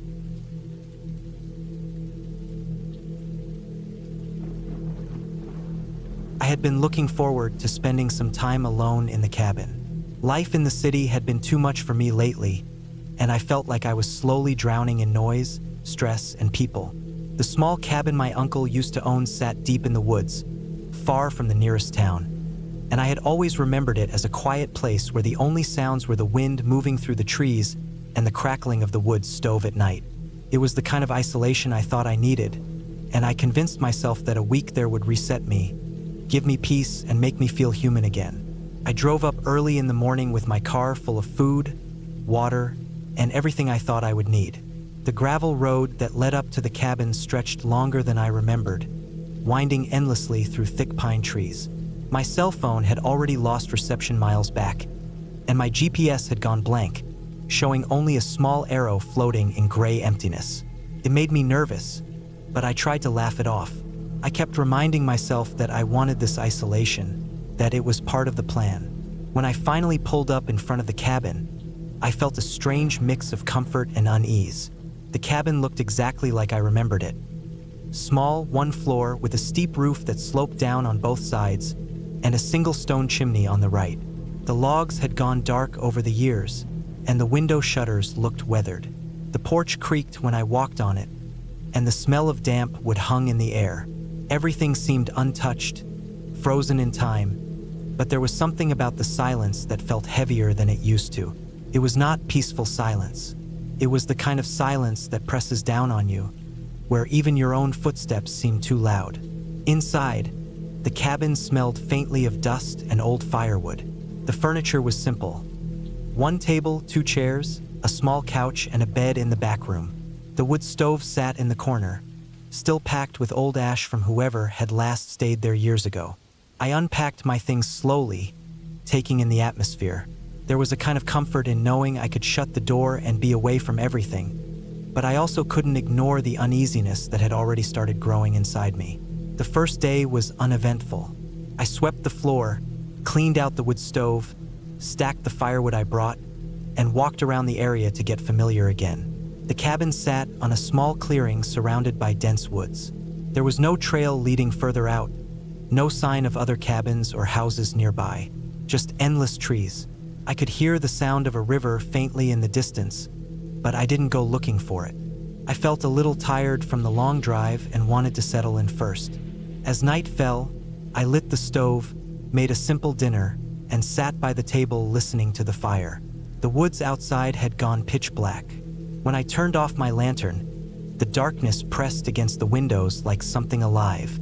The sound of insects had faded with the temperature drop, and the only thing I could hear was the occasional crack of the wood stove.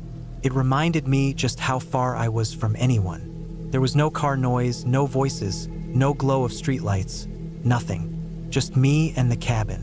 That night, I had trouble sleeping. I kept hearing noises outside. First, I thought it was animals. Twigs snapping, something moving through the underbrush. I tried to tell myself it was just deer, maybe a raccoon. But the longer I lay there, the more I noticed a pattern in the sounds. They weren't random. It wasn't the frantic movement of an animal foraging. It sounded slow, deliberate, like someone walking. I lay frozen in bed, staring at the dark ceiling, trying to convince myself it was nothing. I didn't move until the sounds finally stopped. The next morning, I stepped outside to look around. The ground was covered with pine needles, damp from the night air. At first, nothing seemed unusual, but then I noticed impressions near the edge of the clearing. Footprints, not clear ones, but shapes pressed into the earth where the pine needles had shifted. They were too large to be from a deer or any small animal. They looked human. My stomach sank as I bent down and studied them. I tried to rationalize it. Maybe they were mine from yesterday when I walked around, but they seemed fresh, and they led toward the cabin rather than away from it. I told myself I was overthinking it. Maybe they were old and just looked new because of the way the ground was. Still, I couldn't shake the uneasiness. All day, I kept glancing at the tree line, expecting to see someone standing there, watching, but the woods stayed quiet. That night, it happened again. The noises started late, after I had already crawled into bed. Slow footsteps circling the cabin. I held my breath, straining my ears. I could hear the crunch of pine needles, the faint scrape of something brushing against the wall. My body tensed with every sound. I didn't dare move, didn't dare make a noise. It went on for what felt like hours, then silence. I barely slept. By the third day, my nerves were frayed. I kept telling myself I was imagining it, that I had let the isolation get to me. But when I checked outside that morning, the footprints were clearer this time. They circled the cabin, stopped near the windows, and then vanished back into the trees. I stood there staring at them, my chest tight. Someone had been out there watching me. I started to regret coming. I thought about leaving, but the cabin was deep in the woods, and the nearest town was at least an hour's drive. I didn't like the idea of packing up and leaving at night, especially if someone was lurking around. I decided I would wait until morning to leave when I had full daylight. That day dragged on endlessly. Every small noise made me jump. I kept the axe I had brought for firewood inside with me, leaning against the wall where I could grab it quickly. I barely ate. I kept pacing, checking the windows, stepping outside to scan the woods. I thought about shouting, about calling out to whoever it was, but I stopped myself. If someone really was out there, letting them know I was rattled didn't feel like a good idea. When night came, I didn't even try to sleep. I sat by the stove with the axe across my lap, lantern turned low, listening. The silence was thick, pressing on me like a weight. Then the sounds started again. Footsteps, closer this time. The faint creak of the porch boards. My heart pounded so hard I thought my chest would burst. I could hear someone moving slowly around the cabin, pausing near the windows. I held my breath, my knuckles white around the axe handle. At one point, the doorknob rattled. I nearly jumped out of my skin, turned slowly once, twice, then stopped. Whoever it was didn't force it. They just tested it. Then silence again. I sat frozen until the first light of dawn seeped through the windows. When the sun was finally up, I rushed outside. There were footprints all over the clearing. Fresh ones, clearer than before. They circled the cabin, went up to the porch, stopped right in front of the door. My stomach twisted as I stared at them. There was no denying it now. Someone had been trying to get in. That was the moment I decided I couldn't stay another night. I packed my things as fast as I could, barely stopping to eat. I loaded the car, making sure to keep the axe close by. Every second I expected to see someone step out from the trees. My hands shook the whole time. As I backed out of the clearing and started down the gravel road, I kept glancing in the rearview mirror, half expecting to see someone standing in the road watching me leave. But the road stayed empty. The woods loomed on both sides, dark and endless, until finally I reached the main road. By the time I saw the first signs of town, my body felt like it was shutting down from exhaustion. I had been running on fear and adrenaline for days, and now that I was out of the woods, the weight of it all crashed down on me. Even now, back in the city, I can't shake the feeling. I keep replaying those nights in my head. The slow footsteps, the rattling doorknob, the prints in the dirt. Someone was out there, circling the cabin, watching me. I still don't know who it was or what they wanted. Maybe I never will. But I do know this. I will never go back to that cabin again. I thought isolation would give me peace. Instead, it showed me something far worse than the noise of the city. It showed me how terrifying silence can be when you know you're not alone.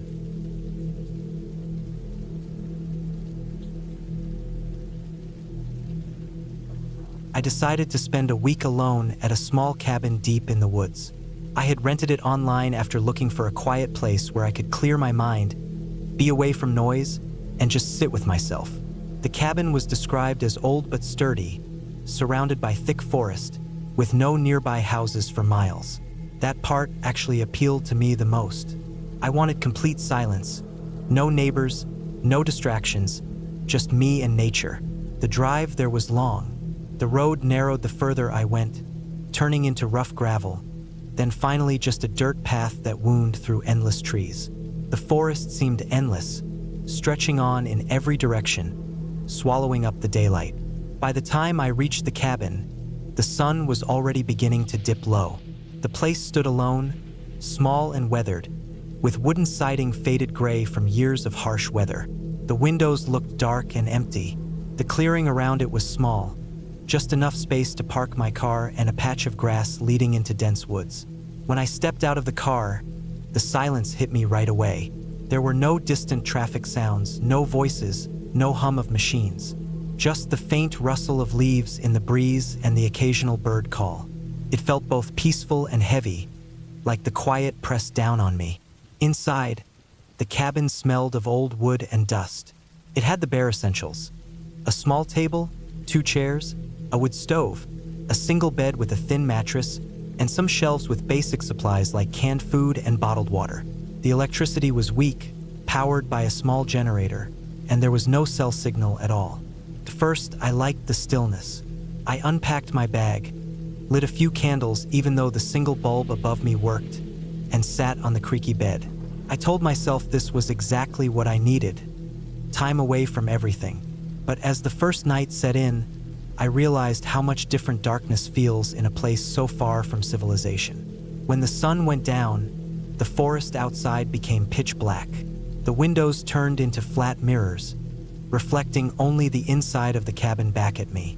If anything had been out there, I wouldn't have been able to see it. The silence, once calming, now felt like it was hiding things. I found myself listening harder, straining to hear beyond the walls. That night, I lay on the bed, unable to sleep. Every small sound was amplified. The crack of wood cooling in the stove, the faint creak of the cabin shifting, even the occasional snap of a twig outside. I told myself it was just the forest. Animals moving, branches falling, but the unease grew heavier. The days were easier. In daylight, I explored the area around the cabin, walked a little into the woods, and chopped some wood for the stove. But the forest was thick, and the deeper I went, the more I felt like I was being swallowed. The trees were so dense they blocked out most of the sun. I would catch myself turning around to check behind me, even though I hadn't heard anything. On the third night, I woke up suddenly. My body felt alert, my ears straining. At first, I thought it was just a dream that pulled me awake, but then I heard it. A faint crunch of leaves outside, close to the cabin. It wasn't the random scatter of a small animal. It was slow, deliberate, step by step.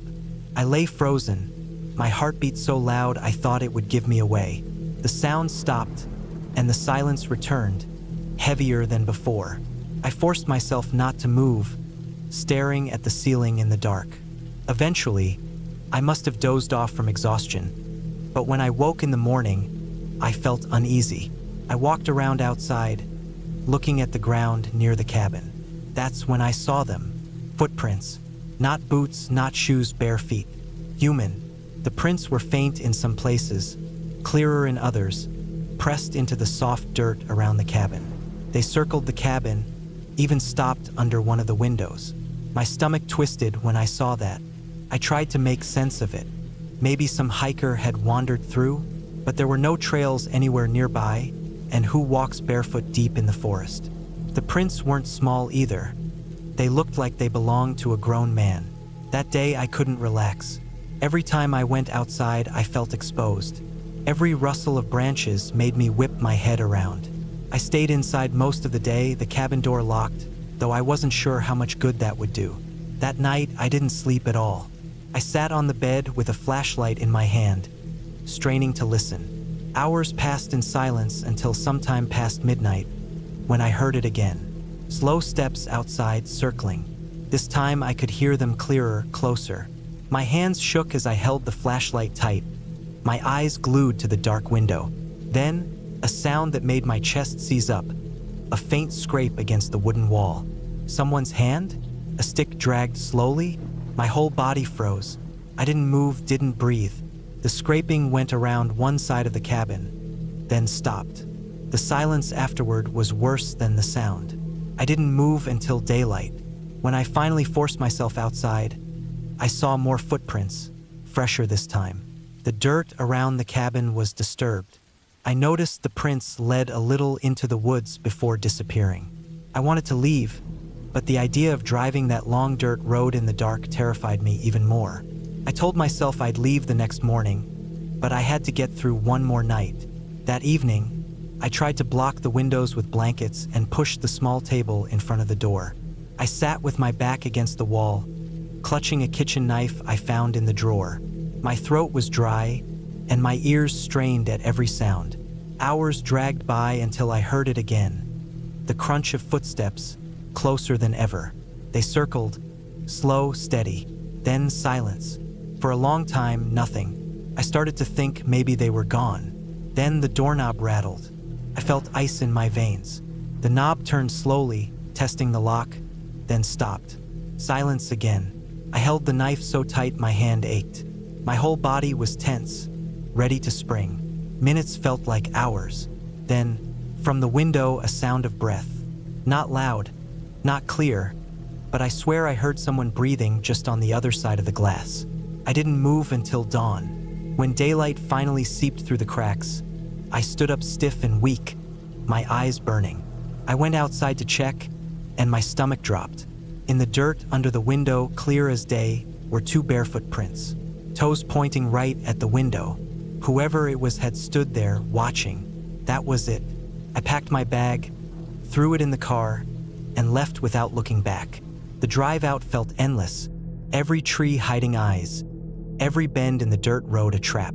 I didn't breathe easy until I hit pavement again. Even now, back in the safety of my home, I can't shake the feeling. The silence of the woods, the prints in the dirt, the sound of someone outside my window in the dead of night. I don't know who it was or why they were there, but I know one thing: I'll never go back to a cabin in the woods again.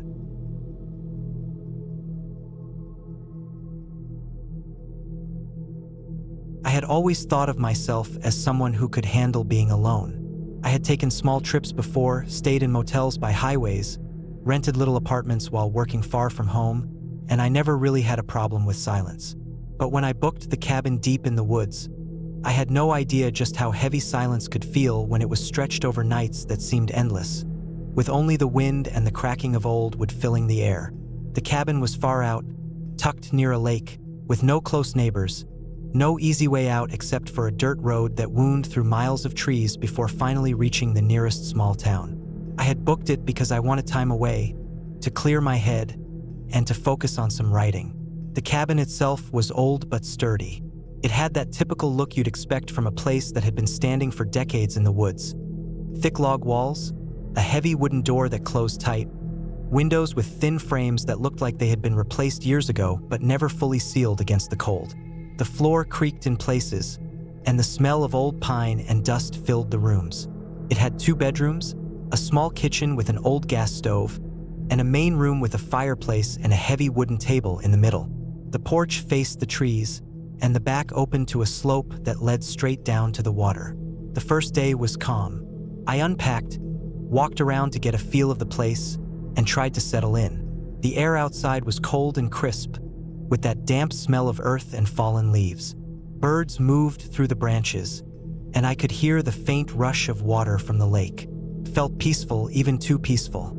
I cooked a small meal, wrote for a few hours, and sat by the fire until the night came in. When it did, it swallowed the woods so completely that the windows turned into nothing but black squares. The kind of black where no matter how much you stared, you couldn't tell if something was an inch away or a mile. That first night, I noticed how loud the cabin became once everything else fell quiet. Every shift of wood, every gust of wind that pushed against the walls, every click and tick of the stove as it cooled down. It all sounded sharper, closer, like the house itself was breathing around me.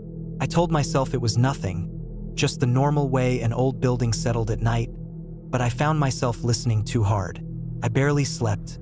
By the second day, I walked farther into the woods. The trails weren't marked, but the trees opened up in places where you could push through. I reached the lake again from a different angle and saw how still the water was, like a sheet of black glass stretching into the distance. I didn't see anyone, not a single soul. The cabin's listing had said the nearest neighbor was almost 2 miles away, but it felt like more. It felt like I was completely alone in that place. When the sun started to drop, I hurried back. I didn't like the idea of trying to find the cabin in the dark. The woods seemed to close in fast when the light faded, and the quiet grew heavier. Back inside, I locked the door, shut the windows, and lit the lanterns. The silence pressed against the walls again. That night, the noises grew stranger. Around midnight, I heard what sounded like a dull thud outside, near the porch.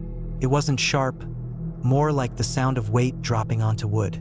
I froze, listened, and told myself maybe it was a branch falling. But branches didn't usually hit like that. I stayed awake for hours, staring at the dark ceiling, waiting to hear it again. On the third day, I noticed something odd by the porch steps. In the dirt below, pressed into the soft ground, was what looked like the mark of a boot. At first, I thought maybe it was mine from when I unloaded my things, but I checked my boots. The tread didn't match. Mine had a wide pattern, and this was narrow, deep, like someone with a heavier step had stood there. The print faced the cabin. My chest tightened. I stood there longer than I should have, staring down at it, before finally brushing it over with dirt. I told myself it was probably old, maybe from someone who stayed here before me. But the ground had been damp with rain 2 nights ago, and the print looked sharp, fresh. That day, I kept looking toward the trees. Every time I stepped outside, I felt like I was being watched. There was no sound of people, but every now and then the woods would go still. No birds, no wind. Just that heavy pause that made me feel like something was standing between the trees, staring back at me. I forced myself not to look too hard. If I convinced myself of something out there, I'd never last. The nights became worse. I would hear things outside. Slow steps on the porch boards, soft shifting near the windows. Once, I heard what I swear was the brush of a hand or something against the glass. I never pulled the curtains back to check. My mind kept telling me it had to be animals, maybe raccoons or something, but the way the steps fell, slow, deliberate, it was too heavy for that. One night, near the end of the week, I heard the doorknob rattle. It wasn't loud, just a faint shift, like someone testing it, checking if it was locked. My body went stiff. The fire had burned low, and I sat in the dark corner of the room, listening. The knob moved again, slow, steady. Then it stopped. I waited for hours after, not daring to move. I didn't sleep at all that night. The next morning, I walked around the cabin carefully. In the soft mud near the back wall, I found more prints. The same narrow, deep pattern as before. They circled the cabin, leading from the trees to the back door and then around toward the porch. Whoever it was had walked the whole perimeter in the night. My stomach sank. I felt trapped. The cabin was supposed to be a place of peace, but now it felt like a cage. I thought about leaving, but the problem was the road. It was long, rough, and would take hours to walk. I had my truck, but the thought of driving out alone through those endless miles of woods made me second guess. What if something happened on the way? What if whoever was out there followed me? The cabin, as much as it felt like a trap, at least had a locked door and thick walls. The last night was the worst. The noises started earlier, just after sunset. I heard steps in the leaves, slow, dragging steps circling the house. Then the porch creaked, heavier than before, as if someone was standing there for minutes without moving. I sat with my back against the wall, holding the small axe I had found in the shed. I barely breathed. Hours passed like that, with the sounds moving from one side of the cabin to the other. Then, near dawn, there was silence. Not the natural kind. Felt forced, too sudden. I stayed awake until light finally seeped through the curtains. When I stepped outside that morning, I saw them. Not just one or two prints, but dozens. They covered the soft earth all around the cabin, some overlapping, some leading from the trees to the porch, to the windows, to the doors. They weren't mine. I knew my own tread, and these were different. It looked like someone, or more than one, had spent the whole night circling me, watching, waiting. That was enough. I didn't even pack everything. I grabbed my bag, threw it into the truck, and left. The road out felt longer than before, and the trees seemed to lean in, closing the way behind me. I didn't stop until I reached the town. Only then did I feel like I could breathe again. Looking back, I still don't know who was out there or how many there were. But I know this. They never tried to break in, never rushed the door. They didn't have to. They wanted me to know they were there, that I was never alone in that cabin. They wanted me to feel hunted, and they succeeded. I never went back for the rest of my things. I didn't care. I left the cabin behind, and with it, the silence that wasn't silence at all.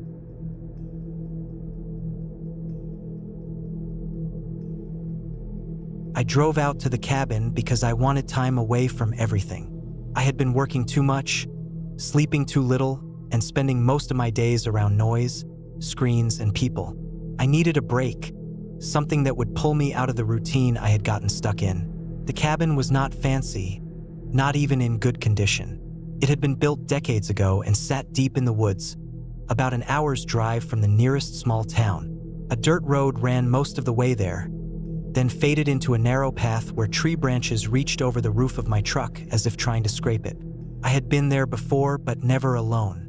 This time, I wanted complete silence. When I arrived, the air was damp and heavy. The cabin stood in a small clearing, its wooden walls darkened from years of weather. The porch sagged a little, and the windows were streaked with dirt and dried leaves that had blown against them. I parked my truck close enough so I could grab supplies quickly if it started to rain. I carried everything inside in a few trips: food, water, a sleeping bag, a small first aid kit, an axe for chopping wood, and a lantern with spare fuel. There was no electricity, no running water, and no phone signal.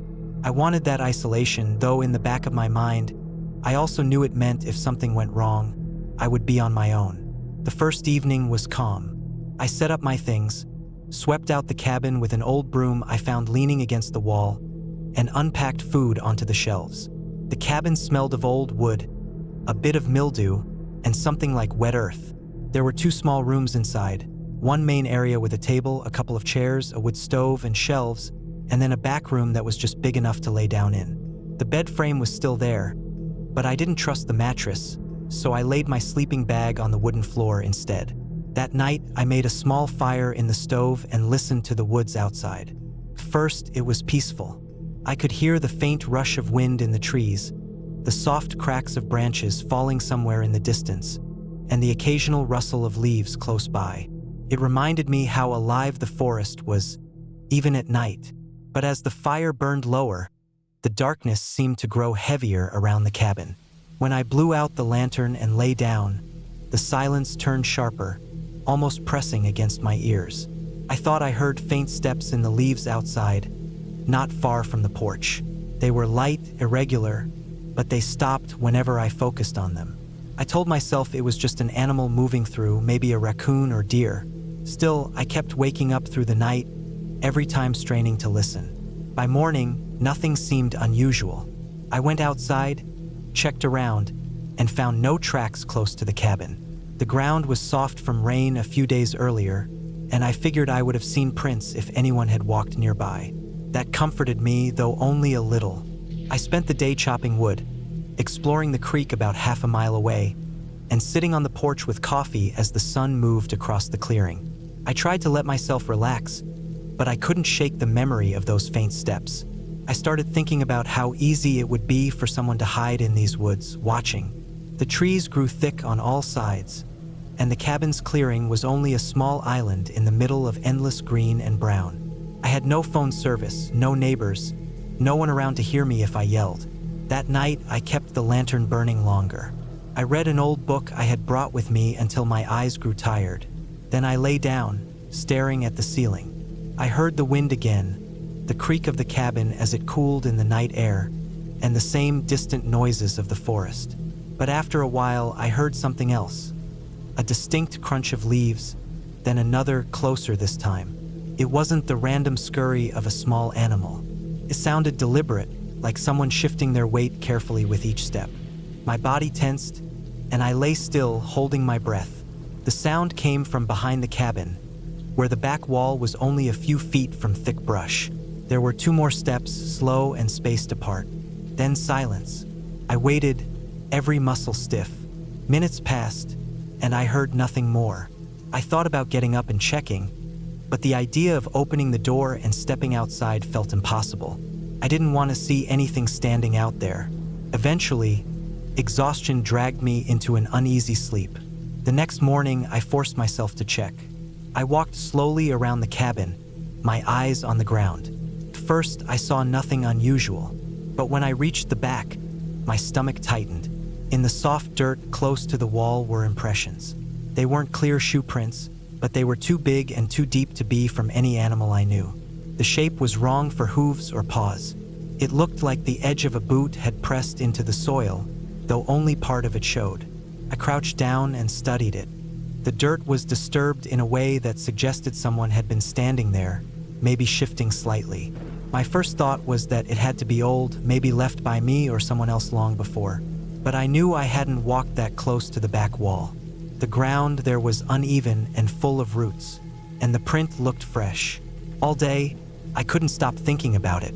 I tried to distract myself by walking along the creek, cooking, and even patching a loose board on the porch, but my mind kept circling back. If someone had been outside the cabin at night, what were they doing there? Why not knock or announce themselves? The woods stretched so far that nobody should have been passing through randomly. That evening, I gathered more wood than usual and stacked it inside.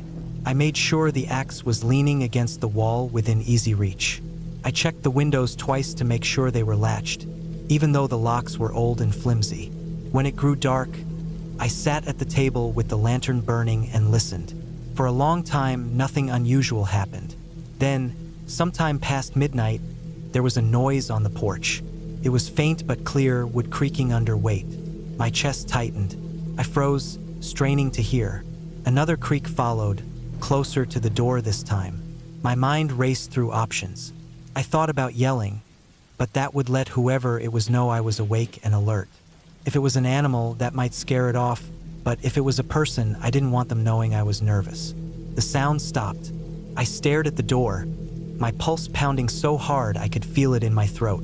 After what felt like hours, though it was probably only minutes, I heard retreating steps moving off the porch, then fading into the woods. When morning came, I opened the door slowly and stepped outside. On the porch, dust and dirt had been disturbed near the steps. I bent down and saw what looked like a heel mark pressed into the wood itself. It wasn't clear, but it looked human. I couldn't deny it anymore. Someone was out here, near my cabin at night. They weren't trying to talk to me, weren't making their presence obvious. They were just circling, watching, testing. The realization sent waves of unease through me. I considered packing up and leaving, but part of me resisted. I had wanted this time away, and I didn't want to run just because I felt scared. I tried to convince myself it could have been a lost hiker, someone confused or passing through. But the prints, the porch creaks, the waiting silence at night, it didn't feel random. The next night was the worst. I stayed awake, determined to listen. Around 1 a.m, I heard it again. Steps in the leaves, slow and careful, moving from one side of the cabin to the other. Then a long pause. Then the faint scrape of something against the wall, like a stick dragged lightly across wood. My stomach knotted. I gripped the axe so tightly my hand ached. The noise circled the cabin, sometimes closer, sometimes fading slightly. It went on for what felt like an eternity. At one point, I thought I saw movement through the crack of the window, a shape shifting in the darkness between the trees, but when I blinked, it was gone. By morning, I had made up my mind. I couldn't stay. I packed quickly, throwing supplies into the truck. As I loaded the last bag, I felt eyes on me, the heavy sense of being watched from somewhere in the trees. My hands shook as I shoved things inside and slammed the door. Driving down the dirt path, every shadow between the trees looked like someone standing there, frozen. My heart didn't stop pounding until I reached the paved road miles away. I never went back to that cabin. Later, when I told myself the story in my head, I tried to explain it away. Maybe it was an animal. Maybe my mind had exaggerated the sounds.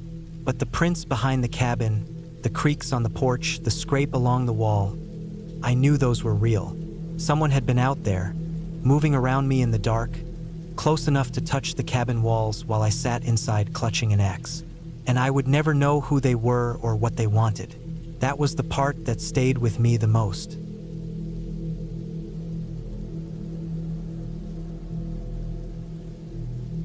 It was late autumn when I decided to spend a week alone at the old cabin in the woods. The place was deep in the hills, about 2 hours from the nearest town, surrounded by thick trees that blocked most of the wind and sunlight. I had been there before in the summer, and I remembered it being quiet and peaceful, a place where the loudest sound was usually a woodpecker hammering at a tree or the rustling of leaves when the breeze came through. This time it felt different from the very beginning. The drive up was longer than I remembered. The dirt road seemed rougher, and the silence of the forest pressed in harder than before. I told myself it was only because of the season, because most of the animals had gone deeper into the woods and because the air had that empty coldness to it. But there was something else about it that I couldn't put into words, and I carried that feeling with me as I unloaded the car. The cabin wasn't big. It was one floor, built from thick logs that had darkened with age. The roof slanted down on both sides, and the chimney was cracked near the top. The windows were small, with wooden frames, and some of them had condensation trapped inside the double panes. The door creaked when I pushed it open, and the first breath of air inside was heavy with the smell of old wood, ash, and something faintly sour, like damp clothes left too long in a corner. I had to open a couple of windows just to make it breathable. Inside, the cabin had 2 rooms. The main room held a small wood stove, a table, a few mismatched chairs, and a couch that sagged in the middle. In the back was the bedroom, which held a narrow bed with a thin mattress, a dresser with 3 drawers that didn't close all the way, and a window that looked out toward the thickest part of the woods. The place didn't have electricity or running water, only a couple of lanterns and a pump outside that drew up icy water if you worked the handle long enough. The first day passed without much happening. I chopped some firewood from the stack behind the shed, set up my sleeping bag on the bed to make it warmer, and cooked canned food over the stove. The forest was quiet, almost too quiet, and by the time the sun went down, I was ready to stay inside for the night. I listened to the sound of the stove ticking as it cooled, and the occasional groan of the logs as the temperature dropped. When I finally lay down, I thought I would fall asleep easily, but it was harder than I expected. Every time I closed my eyes, I kept hearing small noises from outside, branches snapping, leaves shifting, what could have been footsteps crunching faintly in the cold. I told myself it was just animals, probably deer moving around, and after hours of rolling back and forth, I finally fell asleep. The second day, I walked farther out behind the cabin, following a path that cut through the woods. The trees were tall and pressed together so tightly that it felt like being in a tunnel. The ground was covered in wet leaves that stuck to my boots, and the deeper I went, the less light there was. I walked for nearly an hour before I came across something that made me stop. There was a clearing with the remains of a small campfire, but it didn't look old. The ashes were dark and still clumped together, not scattered by wind or rain. Beside it was the frame of a tent, collapsed and partly buried in leaves. A torn sleeping bag lay crumpled nearby, dirty and wet. What bothered me most was how recent it all seemed, but there was no one around.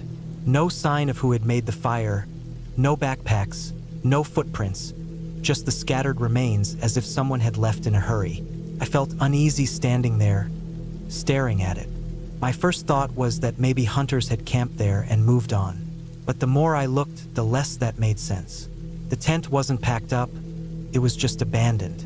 The sleeping bag looked like it had been ripped rather than worn down. Something about it wasn't right, so I turned back toward the cabin. On the way, I kept glancing over my shoulder. The woods felt heavier, as if I wasn't walking out alone. That night, the noises outside were worse. I lay in bed listening, stiff and wide awake. I heard what sounded like something brushing against the side of the cabin. Not just once, but a long dragging sound like a branch or maybe even a hand sliding along the wall. Then a soft thud, as if something bumped against the logs. I held my breath, straining to hear, and after a while there was silence again. But the silence didn't make me feel better. It only made me more alert. I stayed awake most of the night, clutching the flashlight I kept by the bed. By the third day, I was starting to regret coming out there. The woods no longer felt peaceful. Every sound made me tense, and I couldn't shake the image of that abandoned campsite. I tried to keep busy, hauling more wood and checking over the cabin to make sure the shutters closed tight. I noticed fresh marks on the back door, shallow scratches in the wood. They were too high off the ground to be from an animal like a raccoon. I tried telling myself it could have been a bear, but I'd seen bear scratches before, and these didn't look the same. That night, things escalated.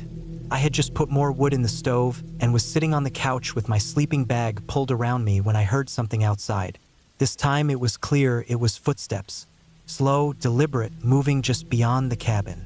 They circled once, crunching through the leaves, then stopped near the window. I didn't breathe.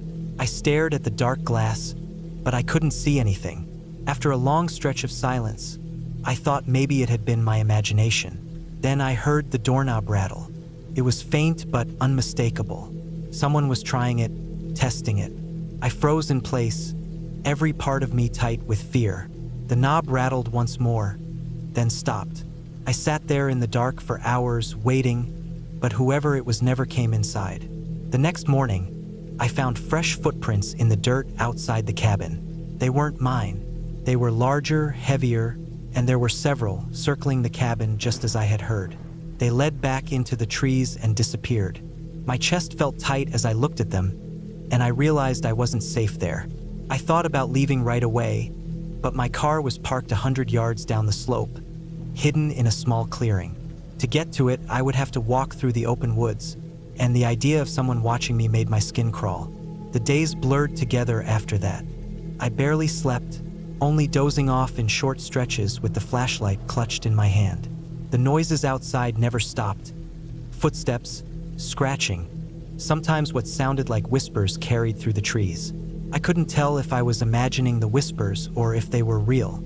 I tried to keep track of the food I had left, rationing it in case I couldn't leave right away. Each day I checked the woods, and each day I found something new. A tree with bark stripped off at chest height. A dead animal, a rabbit, left near the pump as if placed there on purpose. More footprints, always circling, always close. On the fifth night, the noises came back stronger. Something banged against the wall hard enough to shake dust from the ceiling. Then came another bang, closer to the window. I grabbed the axe I had brought inside and held it in my hands, waiting. The sound of footsteps moved back and forth outside, pacing. I could hear breathing through the thin glass, slow and heavy. I stayed completely still, forcing myself not to make a sound. After what felt like forever, the noises faded, but I knew it wasn't over. By the sixth day, I knew I couldn't last much longer. My nerves were frayed, my hands shook constantly, and every small sound made my heart pound. I decided I had to make a run for the car. I packed what little I could carry in a backpack and waited for daylight. As soon as the sun came up, I opened the door and stepped outside. The woods were dead quiet. I forced myself down the slope, every step heavy, eyes darting in every direction. When I reached the clearing, my stomach dropped. The car was gone. The space where it had been parked was empty, just wet leaves and tire marks leading away. I stood there staring at the ground, unable to breathe. Someone had taken it. That meant whoever had been circling the cabin, whoever had been watching me, had been close enough to see where I parked and had waited until they could move it. My last way out was gone. I stumbled back to the cabin, feeling numb. Inside, I locked the door and shoved the dresser in front of it. I sat on the floor, shaking, staring at the cracks in the walls where the cold air seeped through. I didn't know what else to do. I had no phone service, no car, no way to call for help. I felt like a trapped animal, waiting for whatever was out there to close in. That night, it did. I woke to the sound of the window breaking. Glass scattered across the floor, and cold air rushed in. I grabbed the axe and held it tight, my chest heaving. The footsteps came again, inside this time, slow and steady across the wooden floor. I backed into the corner of the room, the axe raised, my eyes locked on the doorway. My pulse hammered so hard it hurt. The figure stepped into the light of the lantern I had left burning low. It was a man, tall and broad, his face shadowed by a hood. He didn't say a word. He just stood there, watching me. My hands trembled so badly I thought I would drop the axe. For what felt like forever, neither of us moved. Then he took a step forward. I swung the axe with everything I had. The story doesn't need to go further into detail about the fight, because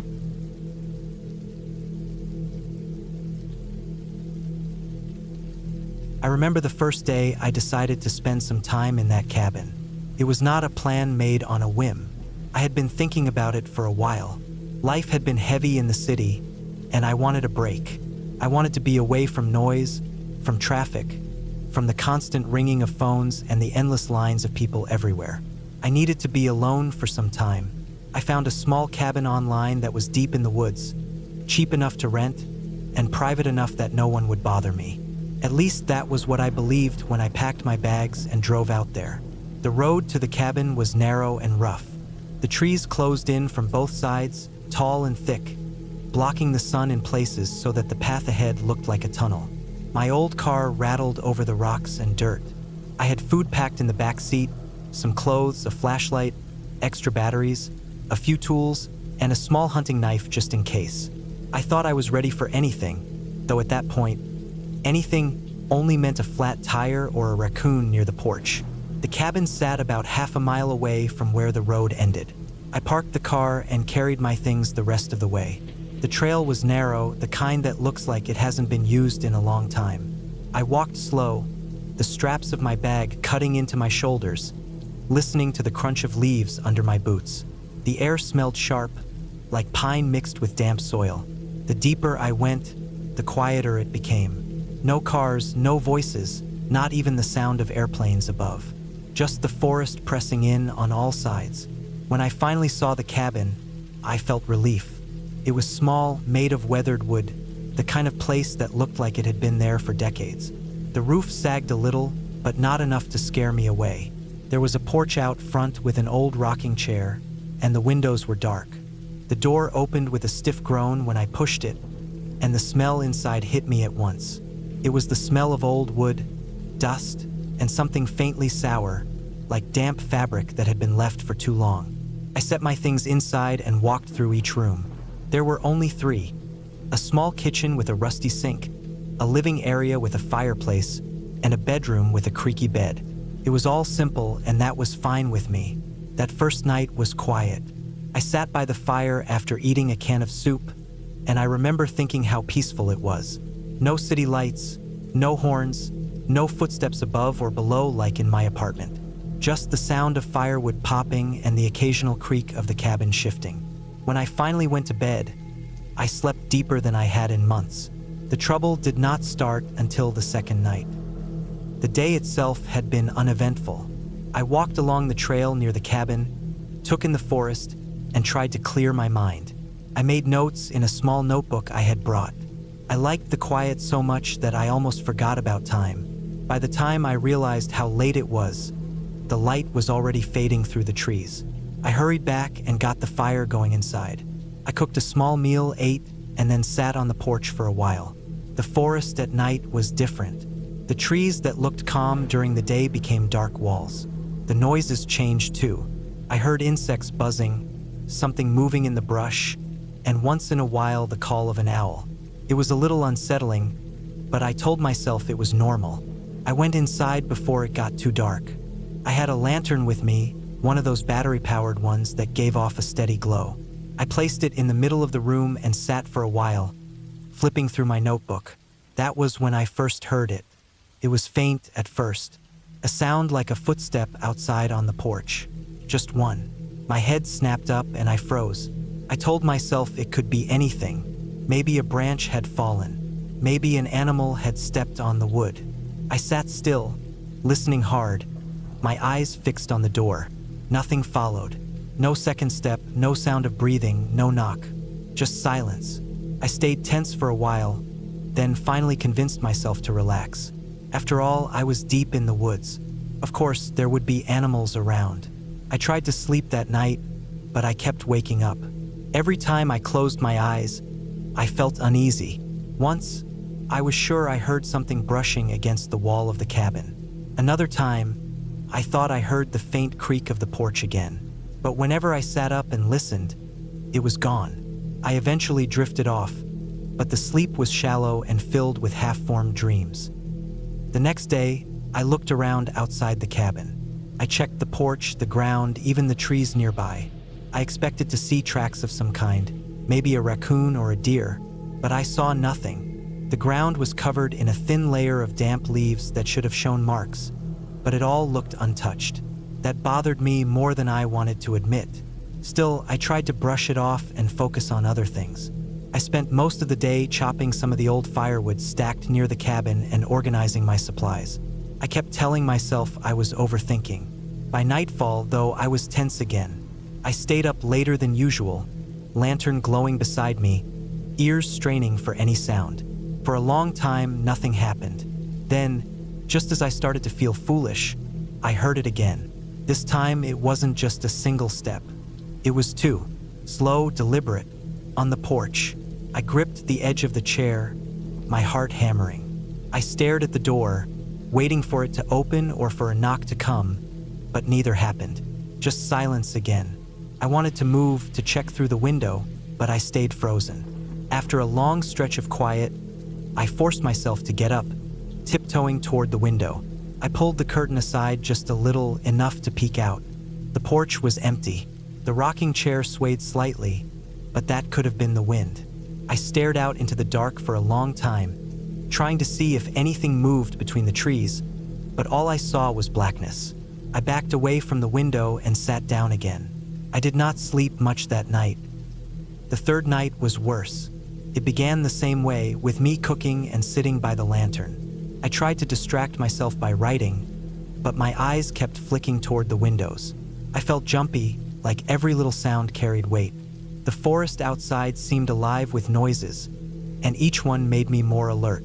Then, around midnight, I heard it again. This time, it wasn't on the porch. It was around the side of the cabin, brushing against the wall. Slow, dragging movements, like something or someone was walking close, running a hand or a body along the wood. My throat went dry, and I froze. The sound circled, moving from one wall to the next. I followed it with my ears, my skin prickling.